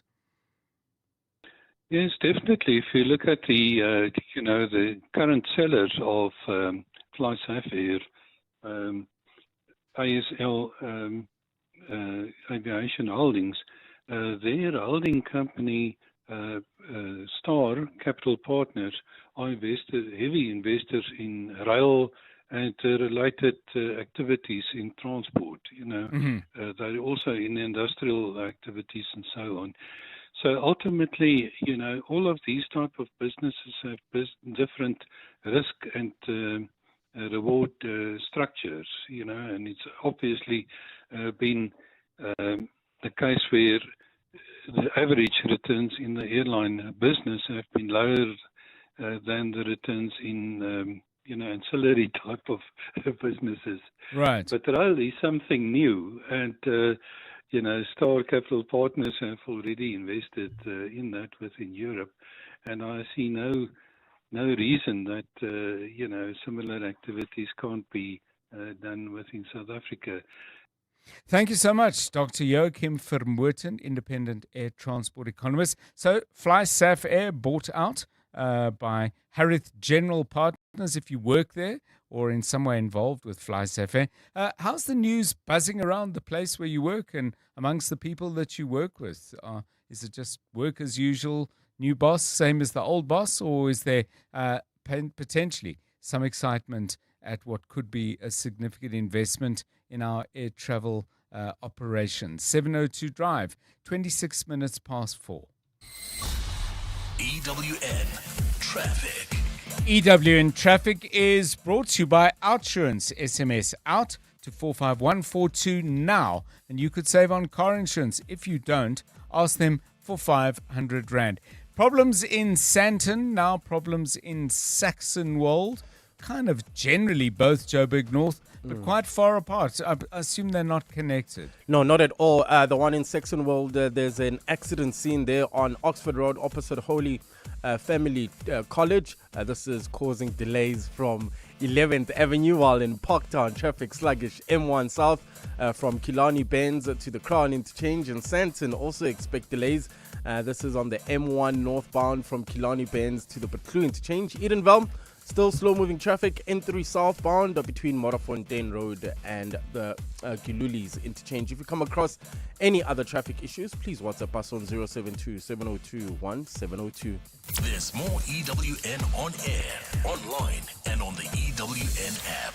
The Outsurance pointsmen know that every car on the road carries a story. There's a car with a work commuter. She's done this route 1,000 times. Perhaps she's daydreaming of a different job or just counting down to the weekend. The Outsurance pointsmen know it's not just another car in traffic. It's anticipation on the move. Every story's different and every story matters. That's why the Outsurance pointsmen have been doing what they do since 2005 in proud partnership with 702.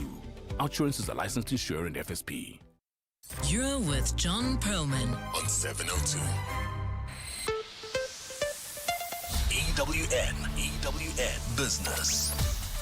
Stephen Curtis, a very good afternoon to you. Small gains in key areas that I saw. I don't know if that's picked up or turned downwards. Very much so, John. Good afternoon. I mean, the JSE All Share up 0.4%, 120,765 points.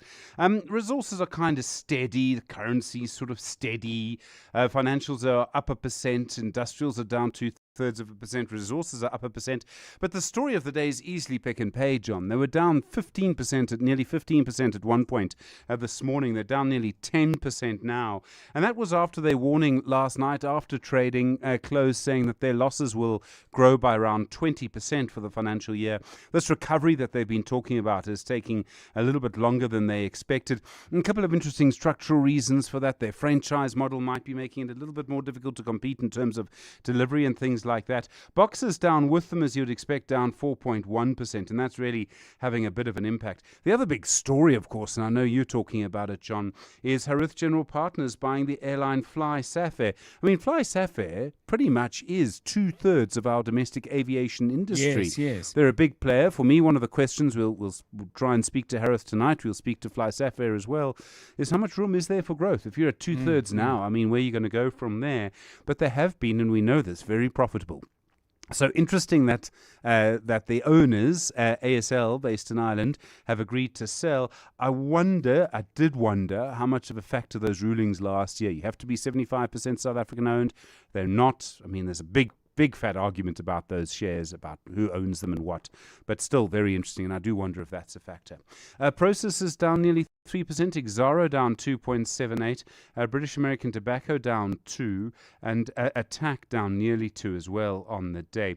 HCI up 2.85%, Tungela up 2.8%, and PHP up 6.21%, while some of the financial shares are doing quite nicely. So Quilter's up 2.28%, Nedbank is up 2% as well, and I should mention Coronation Fund Managers announcing today Amy Roeder is going to be their new Chief Financial Officer from today, actually.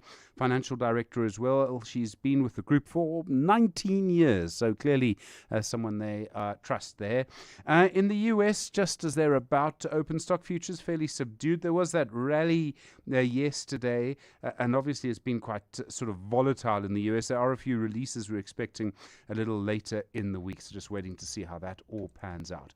The gold price at the moment, $5,048.12 an ounce. Platinum, $2,118.40. Brent crude slightly up, John, $69.21 the rand to the dollar, 15.91 to the euro, 18.96 to the British pound, 21.77. Stephen Crotus, EWN Business.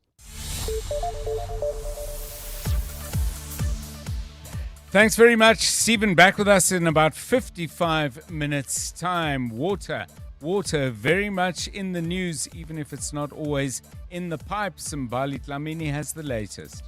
That's correct, John. A very good afternoon. Well, Gauteng's water infrastructure seems to be buckling under pressure, with municipalities unable to meet increased demand due to high temperatures. The latest is the Bronkhorstspruit water treatment plant in Tshwane that is struggling to stabilize supply due to high water consumption. Tshwane spokesperson Selby Bukaba says reservoir levels remain low while the tower in Zitobeni lies empty. He says the city will now be splitting pumping water between the reservoirs, possibly impacting water supply in those areas. The high level of consumption by customers is making it difficult for the system to stabilize. To manage the situation, the city has opted to implement a 50-50 distribution split from the treatment plant, and technicians will closely monitor the reservoir levels and the system performance. It is envisaged that this intervention will assist in improving stability across the system. This comes just days after Rand Water warned the Joburg and Tshwane metros to reduce consumption as they have exceeded allocated levels, putting the system under severe pressure. The KwaZulu-Natal government says a vaccine shortage is hampering efforts to respond to the outbreak of foot and mouth disease. KZN has been declared the epicenter with over 200 confirmed cases in that province alone. Today, members of the Provincial Executive Council held meetings with farmers in parts of KZN to discuss the outbreak. Premier Thamsanqa Ntuli says vaccinations will get underway as soon as they receive them. We're expecting 1.5 million to arrive in South Africa this week, and the bulk of it will be coming towards Natal. We had a meeting with the National Minister of Agriculture together with the MEC for Agriculture, Kamadlupa Mthethwa, here in the province. And next week, we're expecting 950,000 of the doses. Ntuli has warned that the outbreak must not be used for personal gain. The vaccination is free. No money must be demanded by whoever will be responsible. Cape Town Mayor Jordan Hill-Lewis has called on President Cyril Ramaphosa to use the State of the Nation address this week to commit to giving city police more power to investigate gang-related crime. The mayor says devolving policing powers for city police to investigate crime will help the SAPS and the NPA increase conviction rates in the country. Hill-Lewis says he's been unable to secure a meeting with Acting Police Minister Feroz Kachalia and now looks to the President for a commitment. City police already take over 450 illegal guns off the street every year, but the conviction rate is just 5% due to the broken criminal justice system and under-resourced SAPS. The President and Acting Police Minister have the power to change this. And OpenAI has started testing ads in ChatGPT, the world's most popular AI chatbot. This marks a major shift for a product that has operated largely without advertising since its launch in 2022. The trial has been tested with logged-in free-and-go subscription tier users. OpenAI says adverts will not affect ChatGPT's answers to its users. In your weather, a partly cloudy Wednesday in store for Gauteng tomorrow. Lows of between 17 and 18 degrees and highs of between 29 and 31. Saxon World accident seen on Oxford Road opposite Holy Family College. This is causing delays from 11th Avenue, while in Groenkloof, Pretoria, slow-moving traffic. This is on George Storer between Du Toit and the Fountain Circle. And leaving the Pretoria CBD, there's heavy delays in Hermanstad. This is on Eskiam Pahlele between WF Nkomo and the R80. The top story in EWN, Gauteng's water infrastructure seems to be buckling under pressure, with municipalities unable to meet increased demand due to higher temperatures. The Midday Report. Weekdays, 12 to 1. What we hope to achieve, and something I speak about so often, is a police and justice system that genuinely cares about all the citizens, not just those who have political power. Absolutely. And the thing is what this evidence has shown us is that high-ranking levels of the police service have effectively been utilized either by alleged criminal elements, whether that's Kat Matlala, or by senior ANC politicians to settle their personal scores or to deal with issues that are embarrassing to them. Karen Moore. The Midday Report with Mandy Wiener. 12 to 1 on 702. 702. Get ready to Panda Pusher play Powerball and Powerball Plus for 49 million rand in total estimated jackpots this Tuesday. Today. Don't delay. Play Powerball for an estimated 31 million rand and Powerball Plus for an estimated 18 million rand today. Buy your tickets now in store on nationallottery.co.za, the mobile app or cell phone banking. Panda Pusher Play. Players must be 18 years or older. Play responsibly. Itube is the proud operator of the National Lottery. We're on the ground and in the air with Thulani Sijo, founder of Take a Pic Drones. What's the flight plan for your connectivity? The need for stable network connectivity is an absolute must in my field. And with Telkom Business Fiber and Flexon, Thulani uploads high-res tower inspections and navigates seamlessly on the go. Get Stream Connect Fiber from 399 Rand per month and Flexon 4 Pro from 219 Rand per month. Call 10213 or click telkom.co.za. T's and C's apply. Telkom Business. Possible begins here. The Checkers Extravaganza is now on. Save extra on new deals every week. Like Coca-Cola Original or Zero, Fanta Orange or Sprite Soft Drink, a 300ml 6-pack, any two for 49.99. Clover Buttro 500 grams, two for 159 Rand. And Nivea Body Lotion 400 mils, any two for 99 Rand. Valid until 15 February 2026. Only at Checkers, Checkers Hyper, or shop on 6060. 702. WhatsApp John on 072 702 1702. Hi, John. The residents of Melville and Westdean are going to be staging a protest tomorrow morning about the water issue. We are very, very tired of our right to water being deprived, and we would really love it if the city would listen to us and make a permanent solution to the endless problem that we've had with water supply in these areas. If you are a resident of those sorts of areas, please join us tomorrow morning at 6 a.m. at the Old Spa Centre, and let's make some noise. Thanks. It's Lisa. I live in Westdean.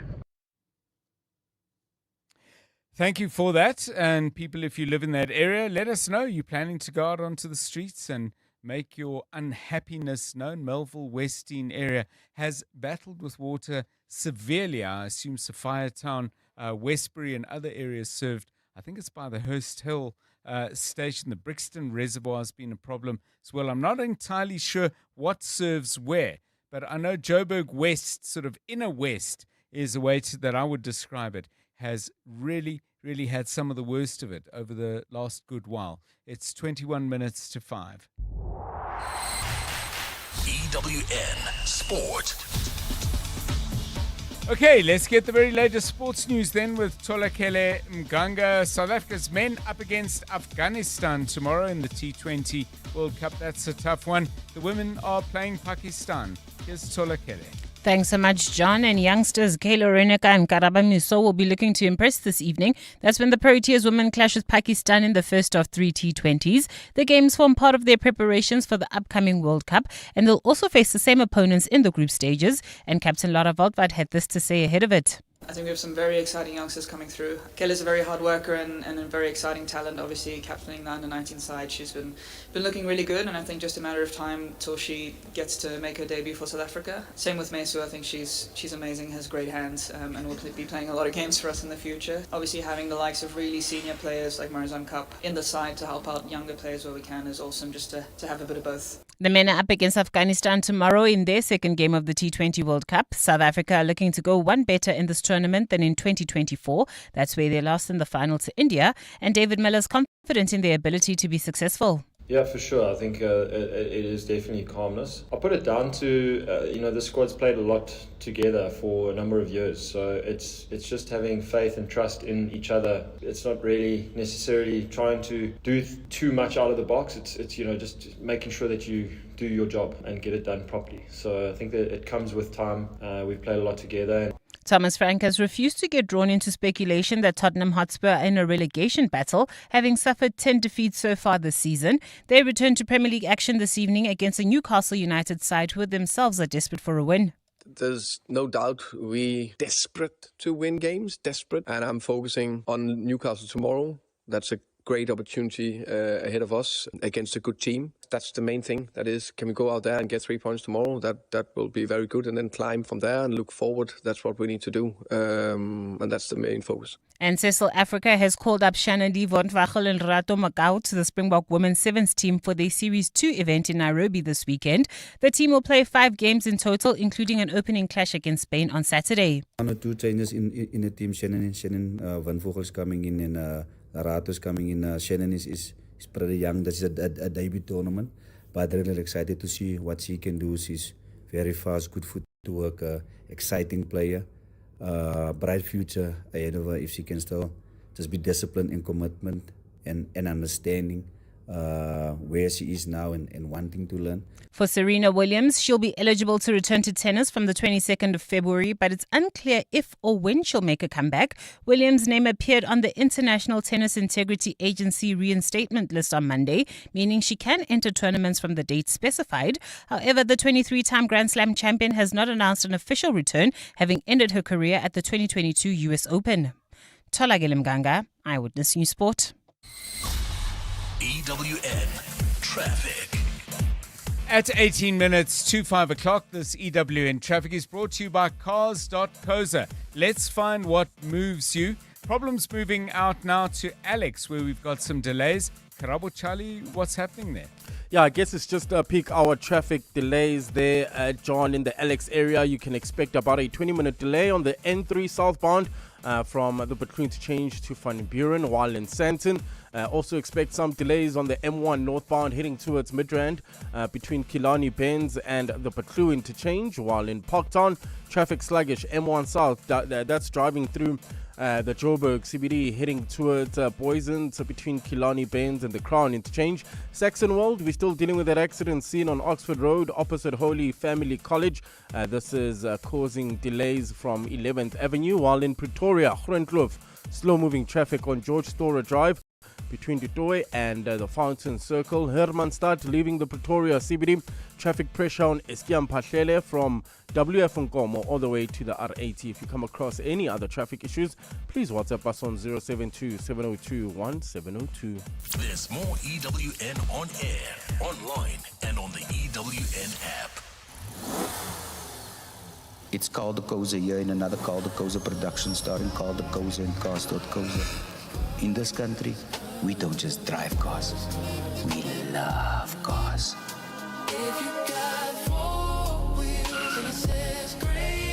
So slide into our DMs on WhatsApp and let's find what moves you.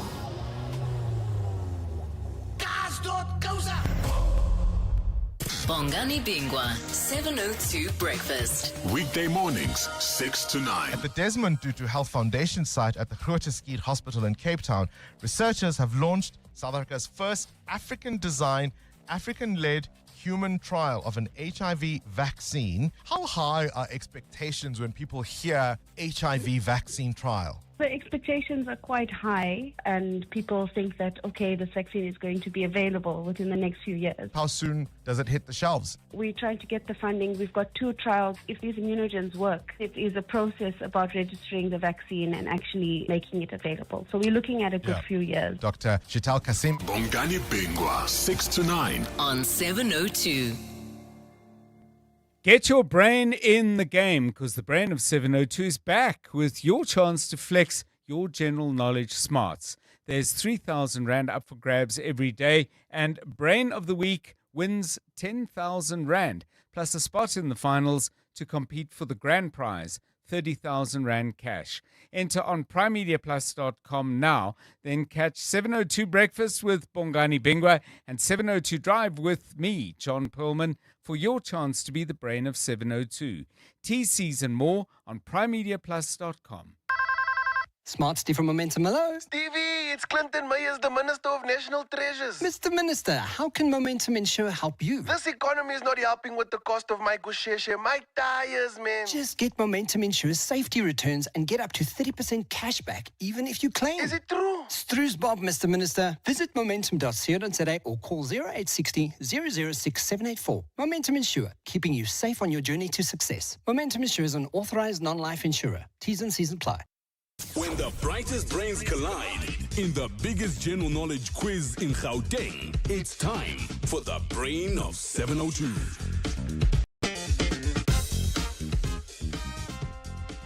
It's time to put your brilliance on display in the brain of 702. Prove your mental might for your chance to win a share of 130,000 Rand in cash. And of course, there's the highly coveted title of the brain of 702. You could win 1,500 Rand in this round and another 1,500 if you win tomorrow on Breakfast with Bongani Bingwa. The brain of 702, your brain, our stage. Are you ready to step into the spotlight? The winner of this round gets 1,500 Rand and will be crowned the brain of the day and go on to play again tomorrow and possibly through the rest of the week, where on Friday afternoon they stand to win 10,000 Rand as the weekly brain of 702. Ultimately, you could go on to win a further 30,000 Rand should you be declared the brain of 702. To be a part of the action, register on primemediaplus.com and we could call to put you through our qualifier. Right, let's meet our contestants, still standing after winning 2 rounds yesterday and another one this morning. Robinson Malema on the line to us from Soshanguve. Very good afternoon to you. Welcome back. Thank you, John. Welcome back, and the best of luck to you, the current brain of 702 for this week. You're up against Sandra van Rensburg, who's on the line from Midrand, playing for the very first time. Sandra, very good afternoon to you, and the best of luck to you as well. Good afternoon, John. Great. Okay. So, let me remind you both of some very, very basic but important rules. You have 60 seconds to answer 15 questions. The contestant who gets the most answers correct is the winner. If scores are equal, we'll play sudden death. You'll be asked at some point in the questions we ask you to spell a word. If you pass on that, I will spell the word anyway, so you won't save any time, so you may as well have a stab, whether you're sure of the spelling or not. So, simple rules, but a strong and complicated challenge once the clock starts. And for you, Robinson Malema, your time starts now. 3, 2, 1. Spell the word product. Please repeat. Spell the word product. Product. Correct. Complete the game show title. Who wants to be a what? Millionaire. Correct. In which sport are hurdles and hammers used? Pass. How many vowels are there in the word strength? 1. Correct. What sport does Oxen Chair play for South Africa? Cricket. Rugby. Complete the saying. Once bitten, twice what? Shy. Correct. True or false? The acronym DINK stands for Double Income No Kids. True. Correct. Which European country beginning with H uses the forint as currency? Holland. Hungary. Complete the name of the movie series My Big Fat Greek What? Wedding. Correct. Which element is a metal? Bromine or zirconium? Zirconium. Correct. Okay, you answered 10 questions. You managed to get 6 of those correct, Robinson. Right. So, Sandra van Rensburg, you know exactly what you are up against. At 10 minutes to 5, your time starts now. 3, 2, 1. Spell the word library. Libray. Correct. Complete the game show title Weakest What? Link. Correct. In which sport are balls color-coded to indicate their speed? Pass. Squash. How many vowels are there in the word extinct? 2. Correct. What sport does Dewald Brevis play for South Africa? Rugby. Cricket. Complete the saying, he's a sight for sore what? Eyes. Correct. True or false? The acronym NIMBY stands for Not in My Backyard. My backyard. True. Correct. Which European country beginning with P uses the zloty as currency? Pass. Poland. Complete the name of the sequel, Avatar, The Way of what? Pass. Water. Which element is a metal? Iodine or cadmium? Cadmium. Correct. Zoran Mamdani won the mayoral election for which U.S. Okay, we didn't get a chance. Okay. New York. Yeah, New York is the correct answer. So, both of our contestants came up with 6. And that means that we have to go to a sudden death round. I will ask you each a question. And what will happen is I'll start with Robinson as we did with the previous round. And the first time somebody gets it wrong and the other person gets it right, we will have a clear winner. Right, here we go with sudden death. Robinson, a quintet is a group of how many musicians? 5. Correct.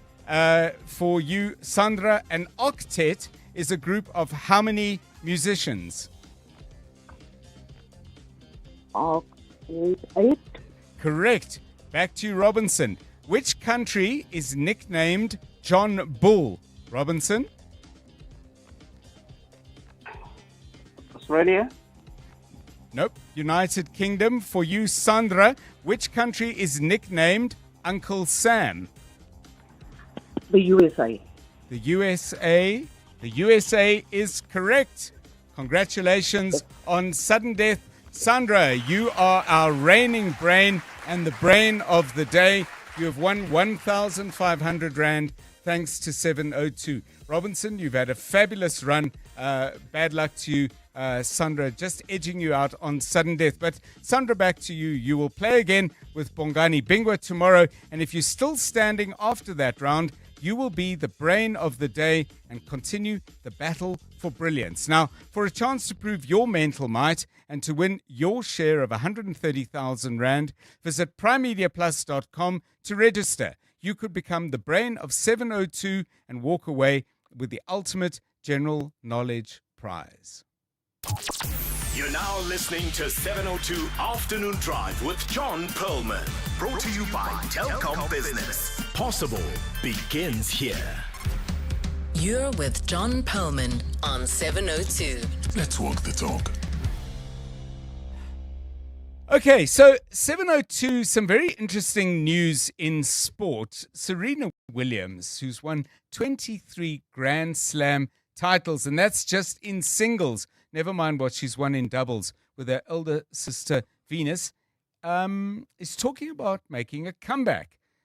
She is eligible to return from the 22nd of February. I'm not exactly sure what how that date is set or determined. But apparently in December, she registered for the drug testing pool And then, this is going, there's a whole protocol, and you've got to be tested at various times.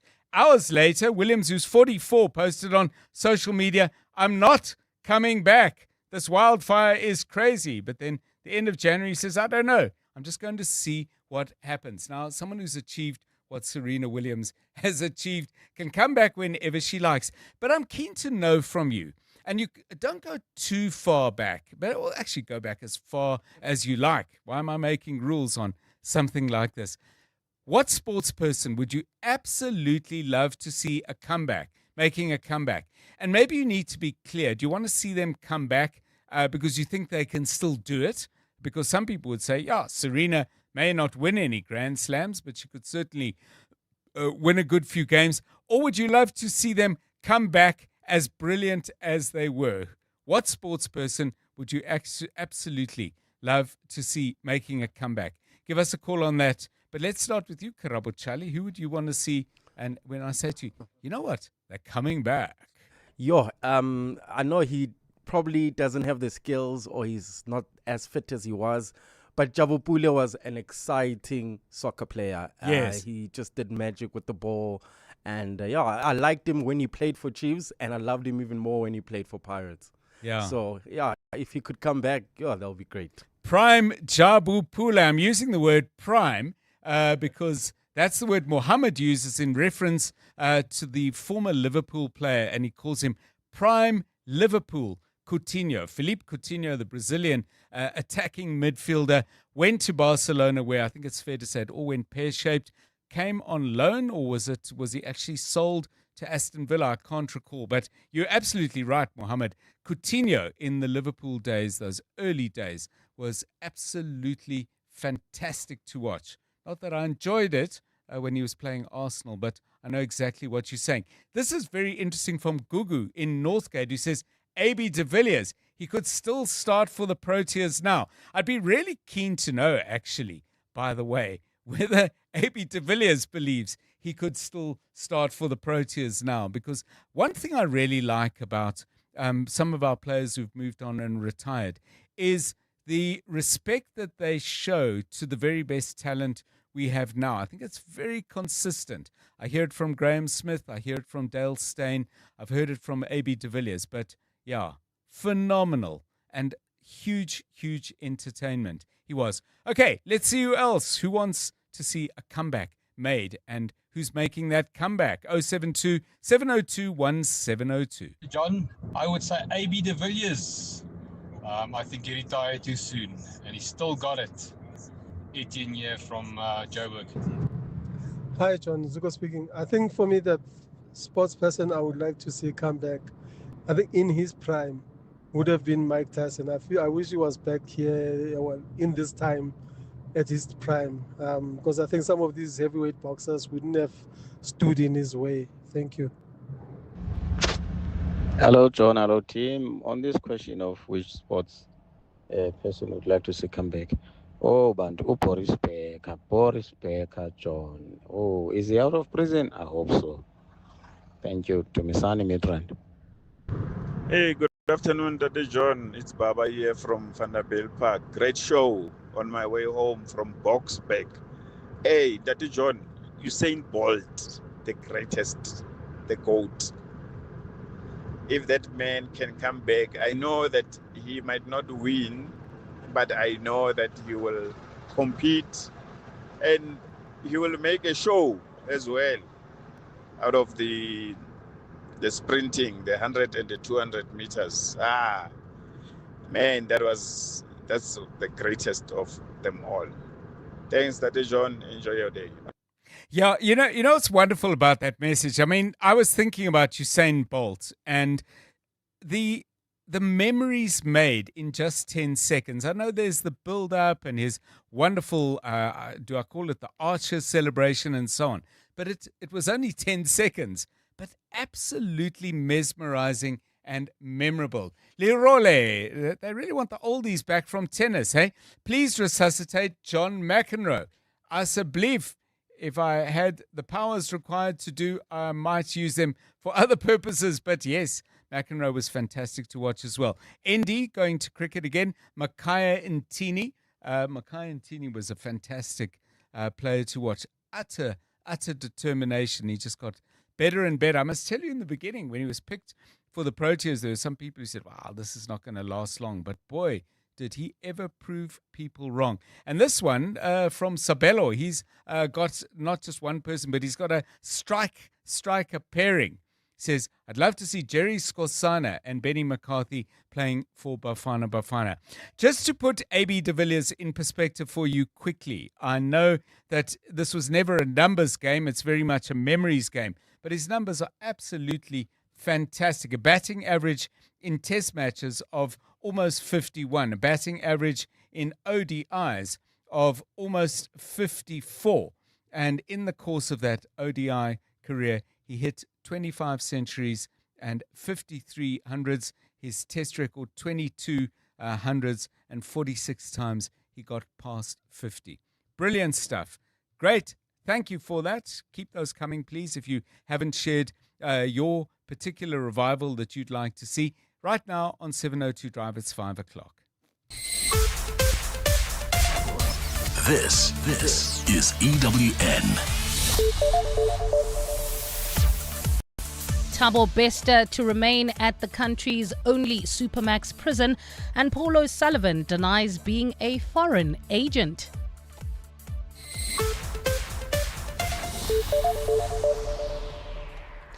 Good afternoon, I'm Bali Dlamini. Convicted killer and rapist Thabo Bester will have to stay at the country's tightest security prison after he failed to convince the court that his matter on the move is urgent. Bester's urgent court bid was struck from the roll for lack of urgency this afternoon. He sought to challenge his move to Ebongweni prison in Kokstad in KwaZulu-Natal. He faces charges linked to his brazen escape from the Mangaung Correctional Facility in May of 2022, where he was serving a life sentence.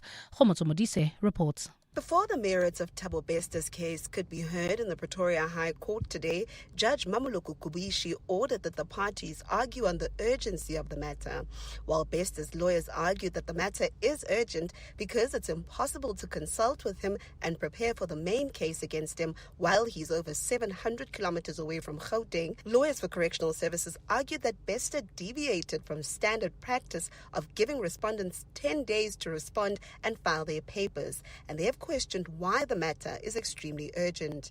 Judge Kubishi ruled in Correctional Services' favor.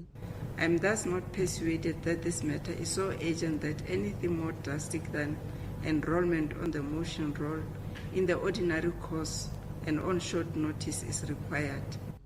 While the matter is struck off the roll, Bester can still approach the court with another application. Khomotso Modise, Eyewitness News, Pretoria. The prosecutor in the case against 5 prison wardens accused of murdering an inmate has recused herself from the matter. This comes after state witness Siphelele Quvane made damning allegations of incompetence against her. The matter relates to the murder of inmate Dumsani Ngwenya, who was allegedly beaten to death in 2022 at the Johannesburg prison. Jabulile Mbata reports. In a turn of events in court today, the state witness, Siphelele Quvane, refused to begin testifying, saying he wants to raise some issues with the court in exchange for his testimony. He told the court that the prosecutor has ignored his complaints about the threats he is receiving inside the prison, allegedly by other wardens, because he is a witness in the matter. He added that the prosecutor denied them their constitutional right by not consulting them ahead of the trial, saying he has lost confidence in her. He has officially withdrawn himself as a witness. But I'm refusing to be treated like this, my lady, under a new dispensation era. If it comes as a push, I'd rather excuse myself as a witness than to be treated like this. The matter was postponed to tomorrow. Jabulile Mbata, Eyewitness News, Johannesburg, Magistrates Court. British-born forensic analyst Paul O'Sullivan says he's South African and has never been a foreign agent. O'Sullivan has told Parliament that he came to the country almost 4 decades ago as a tourist and fell in love with South Africa. He has been giving evidence before Parliament's ad hoc committee, which is investigating allegations of police corruption. Babalondenze has more. Paul O'Sullivan took the ad hoc committee through his history and background and how he first came to South Africa as a tourist. He added that he liked the country and decided it was a good place to live and invest. O'Sullivan also confirmed that he obtained his South African citizenship in 1989 before he joined the police as a reservist. But he defended having 3 passports when questioned, but he's denied claims that he's an agent for a foreign government. The multiple passport story, Chairman, is a convenience. I have taken the oath a short while ago, and I want to remind everybody that having taken that oath, I'm stating clearly under oath, I have never acted as a foreign agent in this country. O'Sullivan has also denied having any links to any intelligence agency, saying he worked hard as a police reservist before he eventually became a certified fraud examiner. Baba Londanza, Eyewitness News, Parliament. Business extortion has taken centre stage at a youth engagement with Deputy President Paul Mashatile in Cape Town today. Mashatile is engaging young people at a presidential youth roundtable in Khayelitsha, focusing on the lived realities of young South Africans. The young people have raised the alarm on challenges including unemployment, crime and the safety of small businesses in their communities. Ntutuzelo Nene reports. A young bakery owner from Fuleni near Khayelitsha, Viwe Putuma, told the gathering she fears for her safety and the future of her business due to ongoing extortion threats. Recently, I was visited by guys and then they demanded the protection fee. And then they said to me, I will come back, I have to think about it because they want 1 rand in each loaf that I'm selling. In response, Mashatile acknowledged the seriousness of the problem, describing extortion as a scourge that harms communities and economic growth. The Minister of Police has a team that is looking into this to make sure that people who are given contracts are protected to do their work. Mashatile has also urged community members to assist the police in reporting and combating organized crime in the areas. Ndutuzelo Nene, Eyewitness News in Khayelitsha. And Australian police say they showed remarkable restraint following violent clashes with protesters during a demonstration against a visit by Israeli presidents. Videos emerged on police charging at and punching protesters during a rally in Sydney last night. Critics have criticised the use of force from the authorities during that demonstration. 27 people were arrested and 9 were later charged for assaulting the officers, amongst other charges. Police Commissioner Mal Lanon says the police were well within their rights to do what they did. The police did what they needed to do, which was to hold the line and then form and move the protesters back with a view to dispersing them. That was designed to keep the community safe. Having an angry and violent mob marching on police is not a situation that I want our officers in. Gold is trading at $5,023.96 an ounce. The rand is at 15.92 to the dollar, 21.78 to the pound, 18.95 to the euro, and Brent crude oil is at $69.02 a barrel. Boksburg heading towards Brakpan, bumper-to-bumper traffic on the N17 eastbound between Rondebolt and Rangeview Road. Saxonwold, we still have that accident scene on Oxford Road opposite Holy Family College, still causing heavy delays from 11th Avenue. And in Sandton, expect some delays M1 North between Killarney Bends and the Butler interchange. In your sport, Proteas women gearing up for T20 World Cup with the home series against Pakistan. Manchester United seeking 5th straight win with victory at West Ham. And Maro Itoje returns to England's starting 15 for their Six Nations showdown against Scotland. A partly cloudy Wednesday in store for Gauteng tomorrow. Johannesburg dropping to overnight lows of 17 degrees, peaking at 30. Pretoria 18 and 31, and Vereeniging 17 and 29 degrees.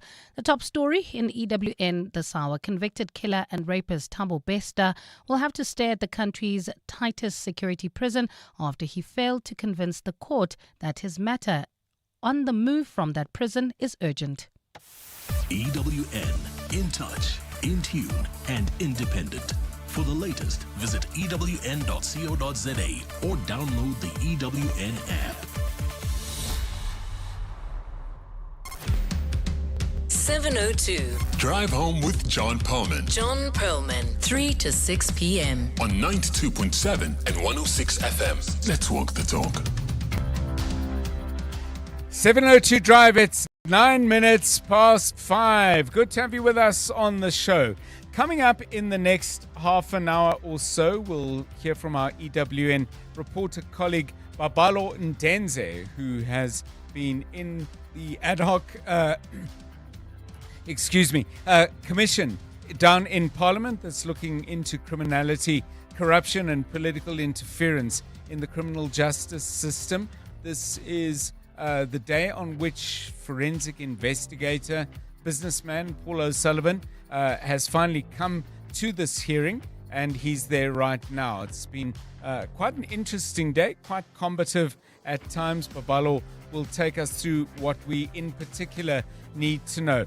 And then a very poignant and worrying press conference held down in KZN in Umhlanga in the northern part of Durban. Families of 17 South African men trapped in the Russia-Ukraine conflict have been pleading for support, pleading for assistance, because they say, and they're repeating what has been said many times, that their family members went to Russia. They were told they were going there for security training. Instead, they found themselves on the front line of the Russia-Ukraine war as forced conscripted soldiers. We'll talk to a family member, Tulani Mahlangu, who is speaking on behalf of all the families and is not looking to make a particular plea for his relative. But that interview coming up shortly here on 702 Drive as well. We asked you about sports people that you would love to see come out of retirement. We're prompted by the growing, what do we call it? A rumor building head saying that Serena Williams may be coming back to play tennis sometime in March. Who would you want to see make a comeback? Give us a call on 011 883 0702 and 072 702 1702. It's 11 minutes past 5. 702. WhatsApp John On 072 702 1702. Good afternoon, John and team. I listened now to the radio, to the news bulletin, where they say that we're using too much water, specifically City of Tshwane blaming the citizens for wasting water. Well, I think the city needs to practice what they preach. They take ages to come fix leaking pipes. You call them and you call them and you call them, and they just don't come and fix it until you get a councillor involved, or you tell them that 12 million litres of water has run down the drain, and that's unacceptable. Aubrey from Centurion. Good afternoon, Tete John. You know, South Africa is amazing, hey? You find no water in the houses, but on the road, you'll find water. You'll find clean drinking water on the street, flowing on the street, because there is some pipe somewhere that's leaking, or something is happening, or gushing out of this fire hydrant. But in the houses, there's no water. Yeah, I mean, it's an unbelievable problem, and it doesn't seem to get any better, the amount of water that we lose. More on that later in the week as we continue monitoring the bad situation developing now in Tshwane. It seems to be getting worse, and the ongoing horrendous situation in the city of Joburg. A couple of you responding, who do you want to see coming out of retirement? Azaria says, I wish Heinrich Klaassen would reconsider his international retirement. He left much too early. He can still add value to the T20 game. And Badimo goes seriously down memory lane with a dream combination up front, saying, please bring back Jomo King Sono and Teenage Dladla. Yo, I wonder how many times they ever got to play together. There were a couple of representative games, but of course at that point in our lives we didn't have the equivalent of Bafana. 13 minutes past 5. EWN Traffic. EWN Traffic is brought to you by South African Airways. Make your move this Valentine's. Book your romantic getaway at flysaa.com. Boksburg, if you're headed that way, might get tricky. Here's Karabo to help you out. Yeah, that's on the N17 eastbound, heading towards Brakpan, bumper traffic between Rondebold and Rangeview Road. Still in Ekurhuleni, traveling towards Bedfordview. There's bumper traffic as well. This is in the Edenvale area on the R24 westbound between Edenvale Road and the Gilulis interchange. In Alex, traveling towards Germiston, expect about a 20-minute delay on the N3 southbound from the Butlu interchange to Van Buren, while in Saxonwold we still have that accident seen on Oxford Road opposite Holy Family College.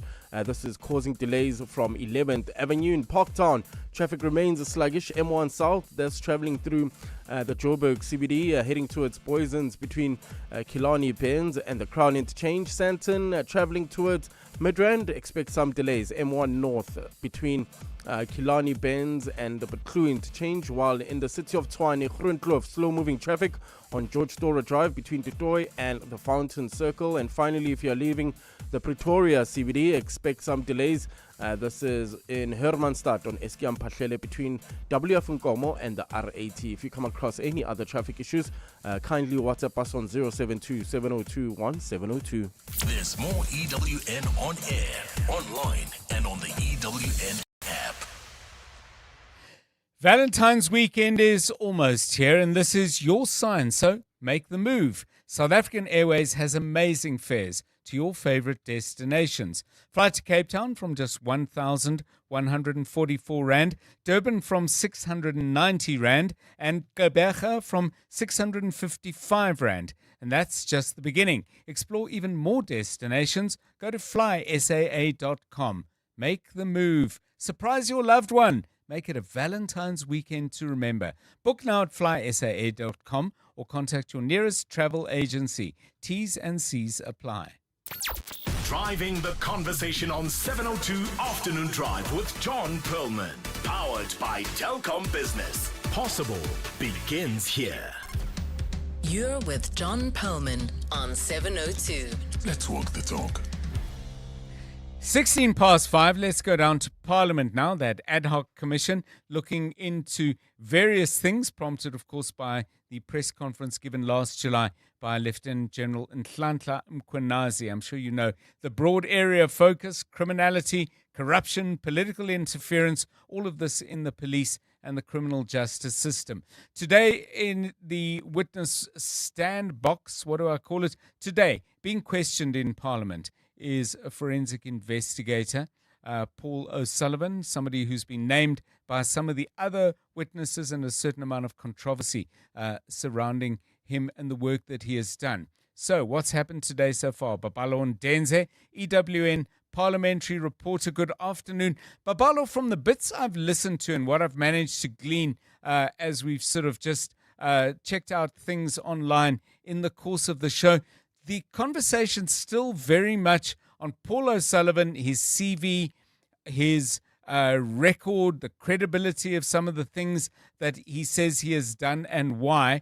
Have they moved on to any of the allegations made against him, or are we still very much on him and the questions that surround him as an individual?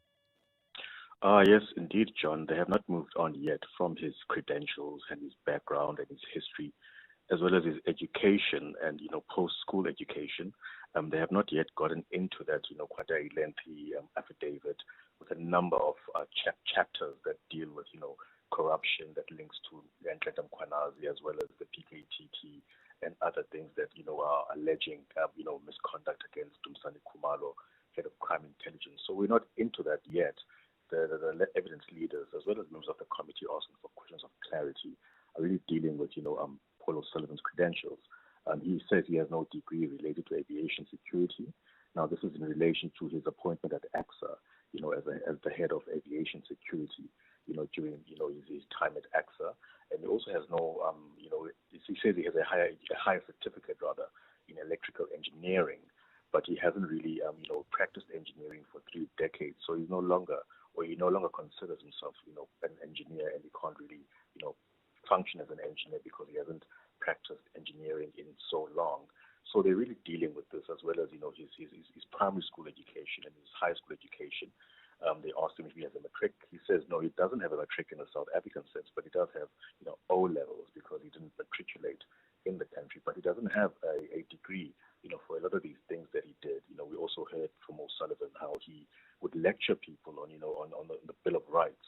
Yeah, these reservists or police people that he was lecturing. I think it was about 1,500 students that he lectured over his period as a reservist in, criminal law. So members really questioning how on earth can someone with no law degree be lecturing, potential policemen about, criminal law as well as, human rights and the Bill of Rights and the Constitution.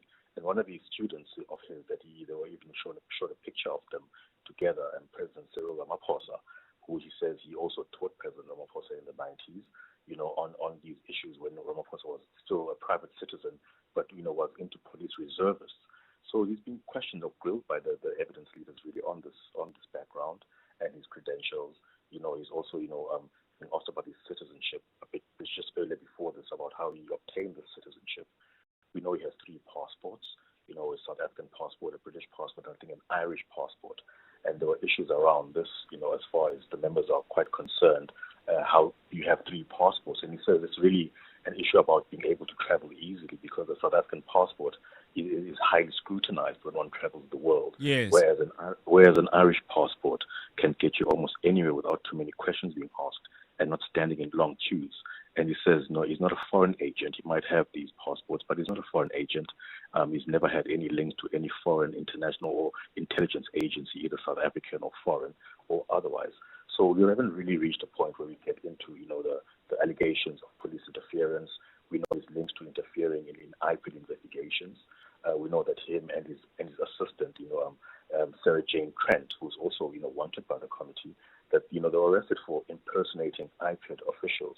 And so we haven't really got to the crux of the allegations that the committee is dealing with. And it looks like members are really, really interested in finding out more about Paul O'Sullivan. We know at the beginning of the committee, Johnny said, please don't ask me questions about, what happened before 1990. It's one of the paragraphs in his affidavit. And this was dismissed by the committee that, you can't really prescribe to us on what questions to ask you. If we are interested in finding out about your history or your background, even before 1990 in the 80s, we want to ask you about that because it did, give some detail about a letter that was written by a former MEC in Natal.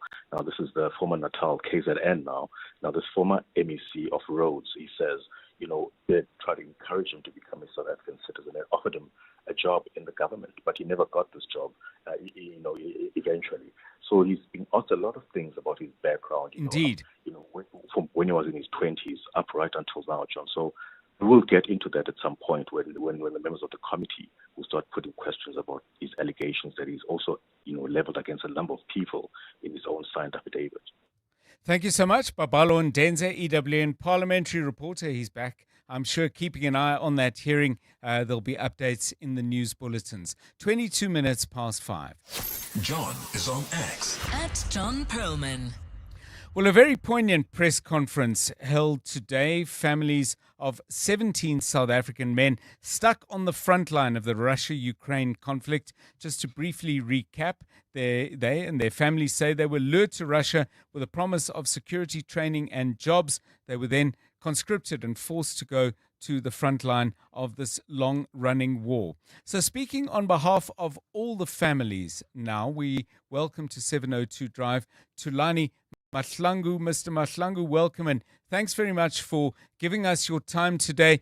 I can only imagine how difficult this is for families because I would assume you have very inconsistent contact with your loved ones.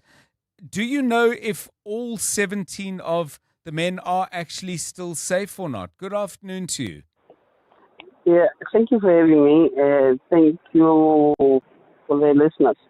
The 17 members, we believe that they are still alive, but we are not sure that they are still safe or they are safe right now because I think 15 of them are in the front line. Yes. There are some 2 or 3 who are injured who cannot go to the front line, but the rest are in the front line, but in different groups. When did you and members of the other families become aware that this had gone so badly wrong, that promises made were in fact, it would seem, outright lies, and that your family members' lives were being put at risk? We knew after signing the contract in July, because after signing the contract, they were told that no, they are going to train. They are going for military training.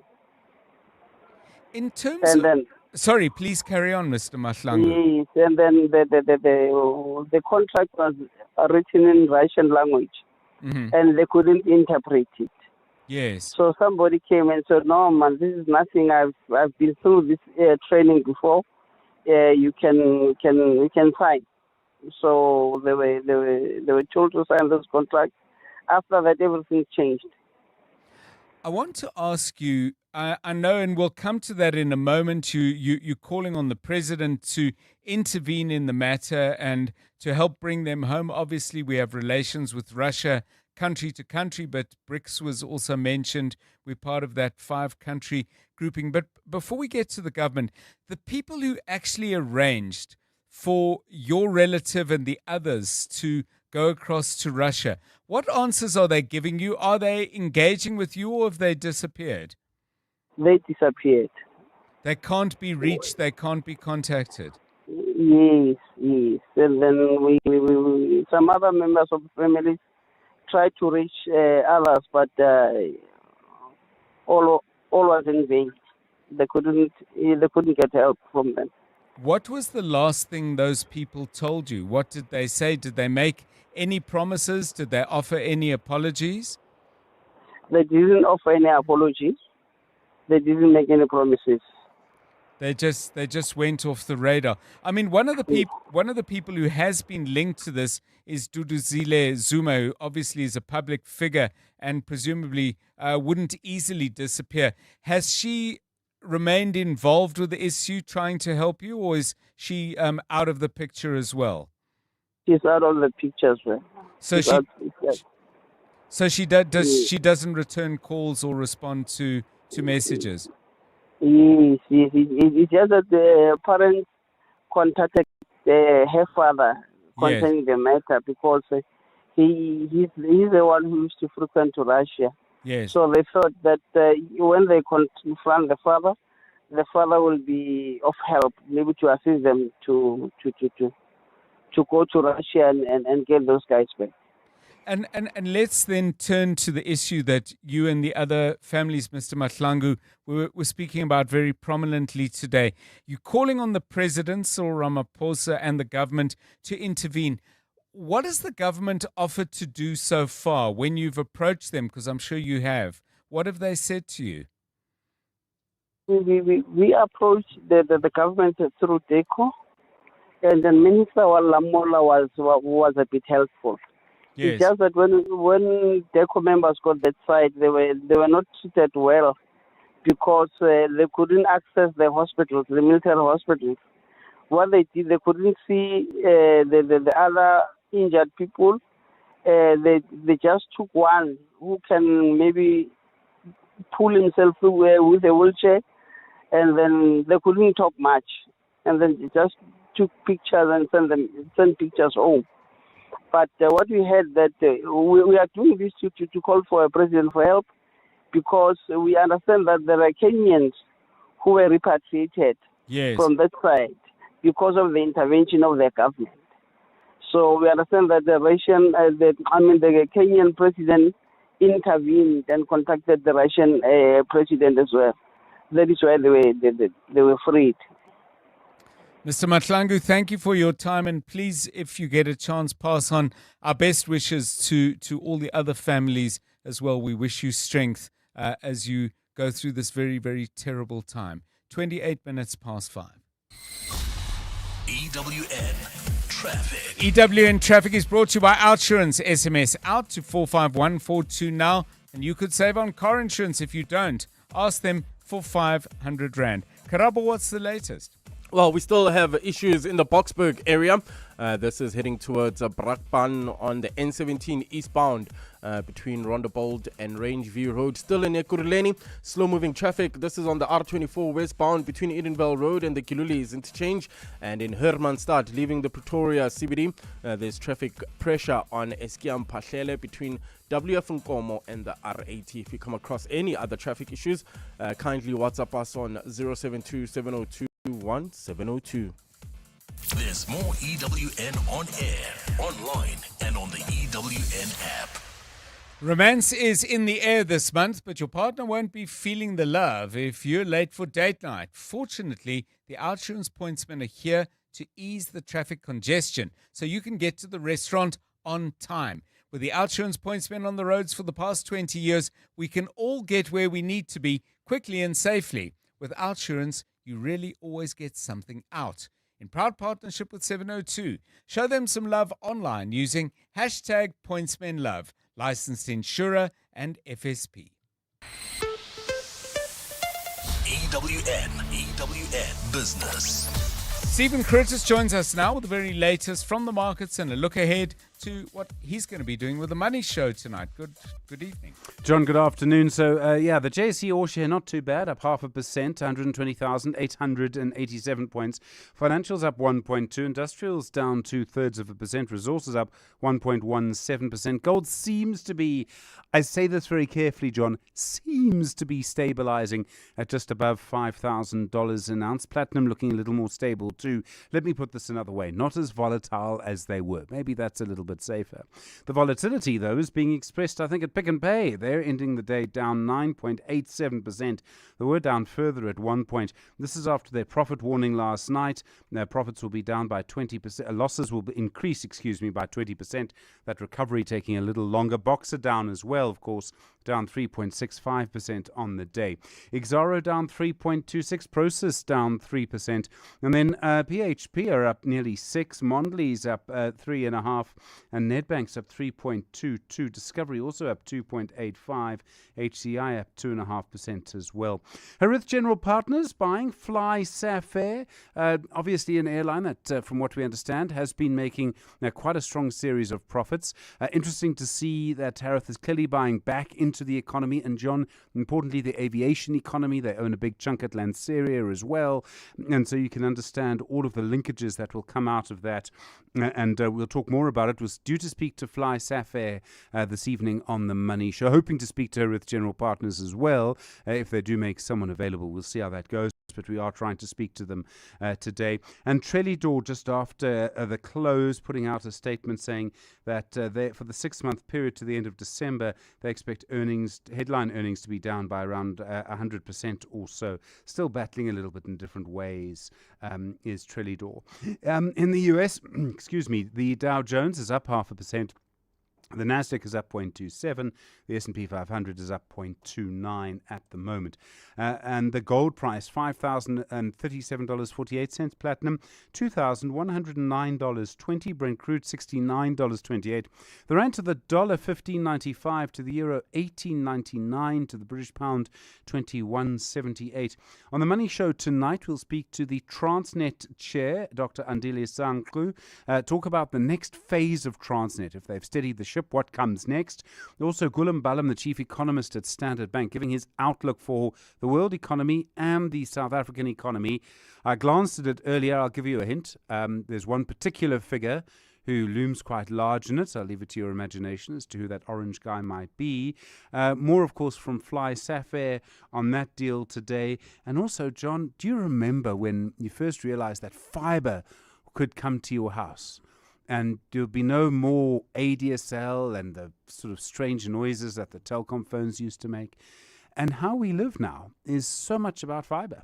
What we watch, what we listen to, all of that. So looking forward to that conversation. Vuma have hit 1 million subscribers. Wow. Yeah, it's a lot. And if you consider that's probably 5 to 10 people per Wi-Fi outlet, you're looking at a lot of people. All of that on the Money Show. Stephen Curtis, EWN Business. Lots more fiber in our diet, hey? 27 minutes to 6 o'clock. The latest news now with Mbali Dlamini. Good afternoon again. Thanks, John. Good afternoon. A criminal investigation is underway following the assault of a pupil at the Eastwood Secondary School in Pietermaritzburg. The incident has gone viral on social media platforms with video footage showing the learner being attacked by another inside a classroom. The Provincial Education Department has condemned the incident in the strongest terms, saying violence violence has no place in schools. Nhlanhla Mabaso reports. The Education Department in the province says following the incident, its officials visited the school together with school governing body members to address the matter. Yesterday, police officers also went to the school to investigate circumstances surrounding the incident before laying charges. MEC Siphohlomuka says a case has been opened with ongoing investigations underway. He says the perpetrator has also been suspended pending the outcomes of the probe. Nhlanhla Mabaso, Eyewitness News, Pietermaritzburg. Gauteng's water infrastructure seems to be buckling under pressure, with municipalities unable to meet increased demand due to high temperatures. The latest is the Bronkhorstspruit water treatment plant that is struggling to stabilize supply due to high consumption. Tshwane spokesperson Selby Bukaba says reservoir levels remain low while the tower in Ezithobeni lies empty. He says the city will now split pumping water between the reservoirs, possibly impacting water supply in those areas. The high level of consumption by customers is making it difficult for the system to stabilize. To manage the situation, the city has opted to implement a 50-50 distribution split from the treatment plant, and technicians will closely monitor the reservoir levels and the system performance. It is envisaged that this intervention will assist in improving stability across the system. This latest development comes a day after Rand Water warned the Joburg and Tshwane metros to reduce consumption as they have exceeded allocated levels and they are putting the system under extreme pressure. Now, Build One South Africa leader Mmusi Maimane wants President Cyril Ramaphosa to fire Police Minister Senzo Mchunu and announce a permanent replacement when he addresses the nation in Parliament on Thursday. Maimane says the country's politics need an urgent reset and the president needs to be more decisive about crime and corruption in order to restore integrity in the justice system. Outlining his expectations for the State of the Nation address in Parliament today, Maimane says this is 0 hour for the country and there should be a break from business as usual. Lindsay Dentlinger reports. Bossa leader Mmusi Maimane is not confident Thursday night SONA will be more than a reshuffling of paragraphs of previous speeches. He says South African politics is trapped in old ways. Let's introduce a new set of politics. Let's reoccupy the centre. Let's work with parties that share the centre.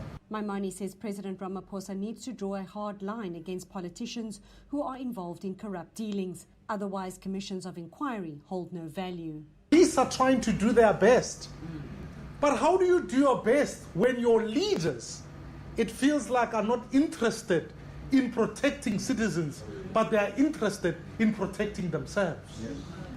Maimane says Ramaphosa needs to deliver a proper assault against crime on Thursday evening if criminals are going to be stopped from running the country. Lindsay Dentlinger, Eyewitness News, Parliament. A partly cloudy Wednesday in store for Gauteng tomorrow. Johannesburg dropping to overnight lows of 17 degrees, peaking at 30. Pretoria 18 and 31, and Vereeniging 17 and 29 degrees.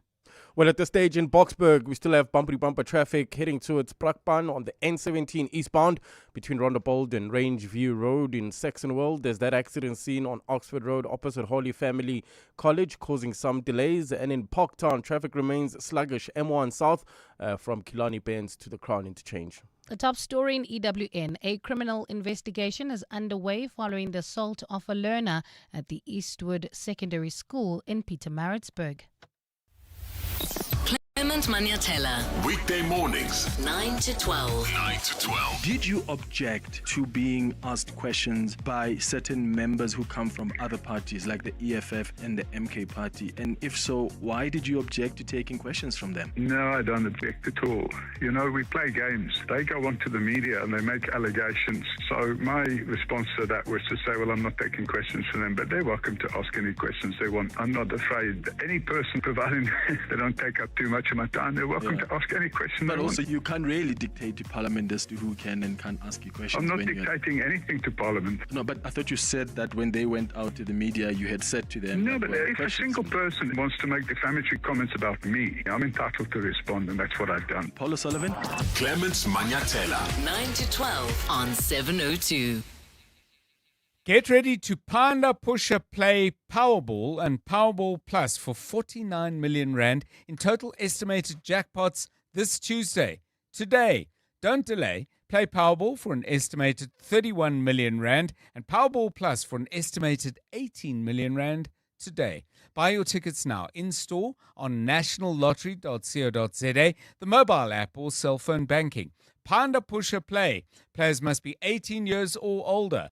Play responsibly. Ituba is the proud operator of the National Lottery. Imagine a holiday where the only thing on the to-do list is to enjoy yourself. With NCL, world-class dining, award-winning entertainment, and a variety of onboard experiences come as standard. So enjoying yourself is easy breezy. We sail to over 400 destinations worldwide, including Europe, the Caribbean, and beyond. Your dream cruise is calling. Visit ncl.com for the best deals or contact your travel agent today. Conditions apply. Norwegian Cruise Line. It's different out here. For Mamotsatsi and Kensani of Design News, a beautiful room starts with a rock-solid connection. Tell us what was slowing down your growth. It would have to be slow network coverage.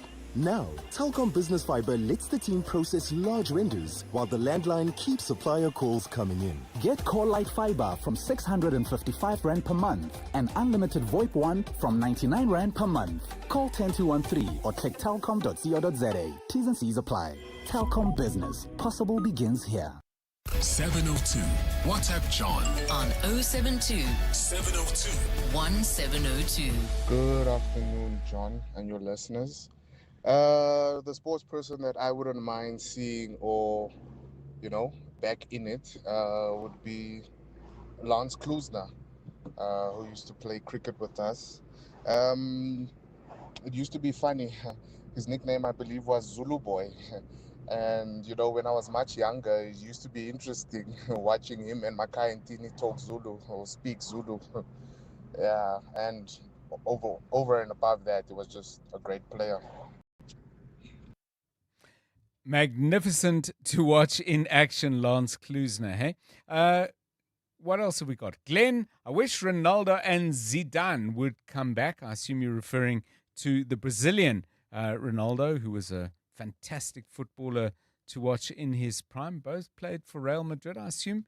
They played at the same time. Anyone can confirm that? Or is Glenn just putting together a match in heaven, in footballing heaven? Wayne, I would bring back Martina Navratilova and Chris Evert again on the subject of tennis stars. All of this prompted by the possibility that Serena Williams may come back and play tennis again. Give us a call on 011 883 0702 072 702 1702. It's 19 minutes to 6.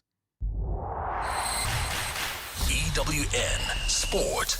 Tola Kelly, before we get into all the cricket news that you have, and there's plenty, just a quick one from you. If you could bring somebody back out of retirement, or one or two if you like, who would they be? Would they need to be a player? We were working on players, yeah, so maybe not a whole team. I would bring back as a coach Sir Alex Ferguson. Okay. Those years where he tormented our rivals, I miss them so much. Yes. Yes, we don't, even a little bit. How dare you, John? How dare you? But respect, I have to say, in abundance. What's happening in cricket? Well, John, the Proteas women will take another step on their journey towards the Women's World Cup. That's with the 3-match T20 series against Pakistan, which begins tonight. The series forms part of South Africa's build-up to the global showpiece, which gets underway on the 12th of June.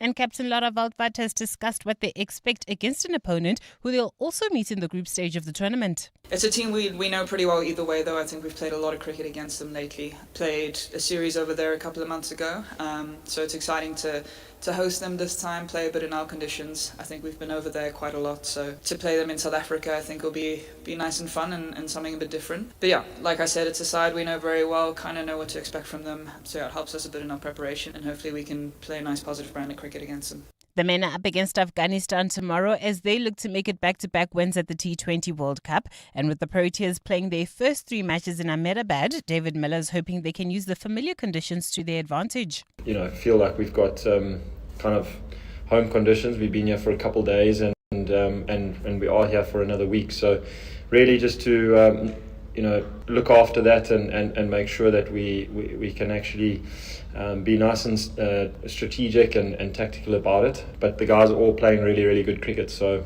I think it's going to be great games. 4 games take place in the Premier League this evening, including a trip to London to take on West Ham for Manchester United. As the Red Devils look to make it 5 wins in a row under Michael Carrick, the interim head coach has discussed the attacking threat in the side. Bruno's that type where he understands the different roles and plays them particularly well again. So and Brian's done very similar. Same, to be honest, Mateus as well, playing sometimes through the middle, sometimes off the left. So it does give us the variety. I think they're all suited to different kind of roles. Ahmad's probably more of natural being wide, and so that's a little bit more predictable if you like. But the flexibility certainly helps us as long as we look after the positions when we don't have the ball. South Africa will take part in the first of 3 Sevens-2 events this weekend as the series makes a stop in Nairobi. The format of the tournament sees the 6 participating sides playing each other once, and Springbok women's head coach Cecil Africa has discussed the approach they'll be adopting for the clashes. Our mentality going into this type of format or game is to win every single game. If we don't, it might in two months' time later in the season, it might cost us to make it into the top 4. So our approach is to win every single game, to make sure once we win, that we win with a big margin. And if we do lose, that we lose within in 7 points to give ourselves the best opportunity come after the third tournament that we are in the top 4, so that we can go to the World Champs. And Maro Itojo will return to captain England in their Six Nations match away to Scotland on Saturday, with hooker Luke Cowan-Dickey the only other change to the team that beat Wales 48-7 in their opening game. Itojo started that match on the bench and was yellow carded almost immediately after coming on, having missed training following his mother's funeral. Jamie George, who led England against Wales, drops to the bench. That's where fly half Finn Smith is included ahead of Marcus Smith in a 6-2 split. Tola Mganga, Eyewitness News Sport. EWN Traffic.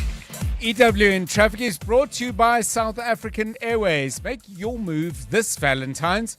Book your romantic getaway at FlySafair.com. Okay, you are heading towards Germiston or in Germiston. We need to update you on how things are looking there. Krabo. Yeah, heavy delays. That's in the Germiston North area.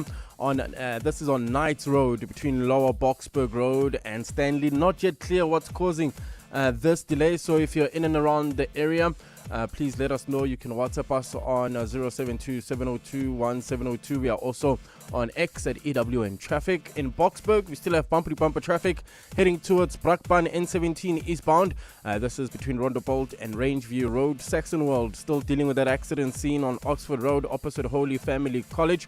Still causing some delays. Parktown traveling through the Joburg CBD heading towards Boyson's traffic sluggish. M1 South from Killarney Bend to the Crown interchange in Sandton. Also expect delays. This is heading towards Midrand. M1 northbound from Killarney Bends to the Butlu interchange. Alexandra traveling towards Germiston. Expect about a 30-minute delay on the N3 southbound between the Butlu interchange and Van Buren in the city of Tshwane. Slow-moving traffic. This is in Groenkloof on George Storer Drive between Tutoy and the Fountain Circle. Finally, in Hermanstad, leaving the Pretoria CBD. Traffic pressure on Eskiam Pahlele between WF Nkomo and the R80. If you come across any other traffic issues, remember you can also SMS us on 31702. There's more EWN on air, online, and on the EWN app.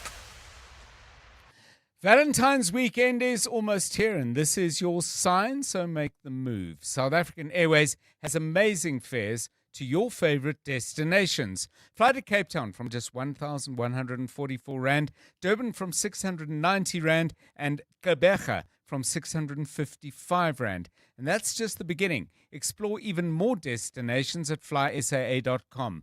Make the move. Surprise your loved one. Make it a Valentine's weekend to remember. Book now at FlySafair.com or contact your nearest travel agency. T's and C's apply. Stay with 702 Afternoon Drive with John Perlman. Brought to you by Telkom Business. Possible begins here. You're with John Perlman on 702. 702 Drive, 12 minutes to 6. We got some time to play you some music. We need to think about what kind of theme we're going to have in the music. 2 more entries, though, and sports stars to come back, because I love this one from Tapelo. The Pakistani bowling duo of Wasim Akram and Waqar Yunus. Please make a comeback. We need their legendary swing bowling. Phenomenal. And Dalton goes to Formula One and says, Mika Hakkinen in Formula One for Mercedes. Please, says Loti in Tembisa. Okay, music now. Karabo Chali is the commander, the originator of today's theme. What have you got for us? Tell us what we're looking for, and then tell us what we're listening to. Sure. So we're talking about idioms. For some, they can be pretty tricky to get or understand, or some like just completely miss the meaning of it. So what happened this morning? I was in a shopping center in a mall, and the queue was pretty long, but I was nearing to pay. I was near by the teller, the cashier, and then there's this gentleman who came rushing. He's like, "Yo, bro, I'm late. Can you please let me in? In front of you." And I was like, "Yeah, knock yourself out." And then he just didn't get it at all. He was like, "Ha!" And then he went to go ask somebody else, and I was left confused, as in like, "Huh? I just let you." But yes, then, anyways, so me and the lady behind me were chuckling to ourselves. So I was thinking idioms, song titles. Rather songs with idioms as titles. So I couldn't find Knock Yourself Out. But then I thought of Through the Wire, which obviously means speaking while you're badly injured or distressed and stuff like that. So how do you use it in idiomatic expression? Like, I mean, if like maybe a doctor would be like, "Yeah, he's badly injured. He's speaking through the wire." Okay. Yeah. I wonder where that comes from. Maybe when you get your jaw wired up, if you've been smacked in the face and your jaw broken. Yeah. So I came up with the Kanye West one of my favorite songs from his album. Obviously College Dropout. Not singing Through the Wire. No, it's just Through the Wire. Okay, so songs that have like an idiomatic expression in the title. Yes, sir. All right, let's see if you can come up with some good ones. It's an interesting and unusual theme, but first, let's enjoy Kanye West. Yo, G, they can't stop me from rapping, can they? Can they, ha? I spit it through the wire, man. There's too much stuff on my heart right now, man. I gladly risk it all right now. It's a life or death situation, man. Y'all don't really understand how I feel right now, man. It's your boy Kanye Titter. Shot-town, what's going on? Yeah, I drink a boost for breakfast, an insure for dessert. Somebody order pancakes, I just sip the scissor. That right there could drive a sane man berserk. Not to worry, Mr. Ace to the Izzles back to Wizard. How do you console my mom or give her light support? Telling her son's on life support. And just imagine how my girl feel on the plane, scared as hell that a guy looked like Emmett Till. She was with me before the deal, she been trying to be mine. She a Delta, so she been throwing that dynasty sign. No use me trying to be lying, I've been trying to be signed, trying to be a millionaire. How I used 2 lifelines in the same hospital where Biggie Smalls died. The doctor said I had blood clots, but I ain't Jamaican. Kanye West, this was recorded in October 23rd of October 2002. And very interesting on Wikipedia, I'm assuming it's correct. The song was recorded in Los Angeles, is a hip-hop track. The track is about West's then recent car accident, with him using a sample from a song called Through the Fire as a way to reference the impact of the accident, specifically his jaw being wired shut. So, Through the Wire, eh? Have you got a song that uses an idiom? It's a favorite song, but there's something about the title that you really, really like. And if you've got one, send it to us on 072 702 1702. 702 Afternoons with Relebogile Maboja, 1 to 3 p.m. I'm assuming that all of the weapons we've been describing all require a license in South Africa for you to carry. Every single one. So even myself, I might have a license for the one that I'm carrying, but if I'm buying another one, I have to apply for another license for that one. So it doesn't work like the car where you've got a license and you can drive any car. With firearms, it's not licensed to you, it's licensed to the serial number. So for every one, do you have to do a whole new competency test? No, You do the competency testing once. Once you've been declared competent, you're competent. Okay. Now you have to do motivation for every single one. Themba Kubeka, who is South African security operator and firearms safety advocate. 702 Afternoons. With Relebogile Maboja. Let's walk the talk. This February, don't just celebrate love. You could be celebrating some great car insurance savings too with Outsurance. Like 27-year-old Lynn, who saves a mind-blowing 636 Rand on her 2025 Haval Jolien. Get a quote now, and if Outsurance can't save you money, ask for 500 Rand or 1,500 Rand if you've been claim-free and with the same insurer for 3 years. SMS OUT to 45142. That's OUT to 45142. Outsurance, licensed insurer and FSP, T's, C's, and information online. Zandi Finga's Hive promo agency was growing fast, but the paperwork was catching up. What were you up against? Challenges that were slowing down my growth was finding clients as well as organizing the promoter application. But with Yep for online visibility and Zoho to manage her database, she has turned chaos into a well-honeyed hive. Get Yep by Telkom Business from 249 Rand per month and Zoho from only 1,260 Rand annually. Call 10213 or check telkom.co.za. T's and C's apply. Telkom Business. Possible begins here.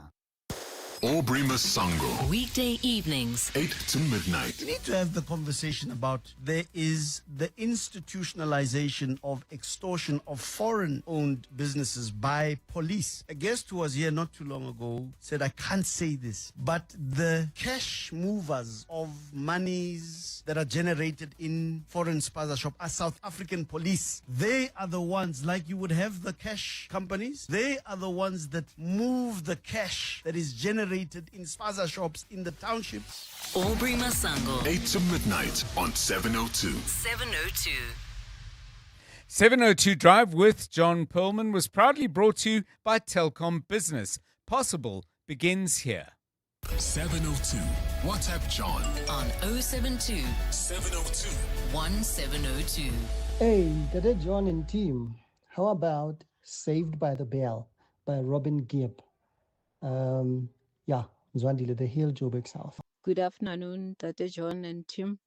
A song with an idiom in it is Omak and Omak, solid as a rock.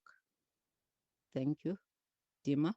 And for love's sake, each mistake, oh, you forgave. And soon both of us learn to trust, not run away. It was no time to play. We build it up and build it up and build it up, and now it's solid. Solid as a rock. That's what this love is. That's what we've got. Oh. Solid. Solid as a rock. And nothing's changed it. The thrill is still hot, hot, hot, hot, hot, hot, hot, hot. Oh, you didn't turn away when the sky went gray. Somehow. Dima, thanks for that. We couldn't find the Womack and Womack version, but we thought we'd at least celebrate the song you chose, play the original Ashford and Simpson, the songwriting duo, song released in 1984. John's calling from Centurion. Hi, John. Hi, John. How are you? Good afternoon. Yeah, doing well, thanks. What have you got for us? Well, the band Grand Funk had an album called What Were Once Habits and What Were Once Vices Are Now Habits. Okay. But I've asked for a different track. Doesn't necessarily come from the album, called Bad Times, John. Okay, Bad Times. Let's give you some good times. Let's listen to Grand Funk. Thanks, John. I'm in love with the girl that I'm talking about. I'm in love with the girl I can't live without. I'm in love, but I sure picked a bad time to be in love, to be in love. But let her be somebody else's queen. I don't wanna know about it. There's too many others that know what I mean, and that's why I got to live without it. I'm in love with the girl I'm talking about. I'm in love with the girl I can't live without. I'm in love, but I feel like I'm wearing it out. So, idiomatic expressions that find their way into song titles. Metallica is Jackie's band, the song For Whom the Bell Tolls. Don't know that one. Take My Breath Away by Berlin. Thank you for that. Loti sending us that from Tembisa. What else have we got? A song with an idiom I know is Water Under the Bridge by Adele. Let's play one more. Good evening, Tate John, Casey from the south. For me, one thing that comes to mind, it's push through the pain. Self-explanatory, actually. It's a song by Casper Nyovest. As you can imagine, it's basically about no matter how tough the situation is, just keep on pushing. Yeah, thanks, man. Nice show.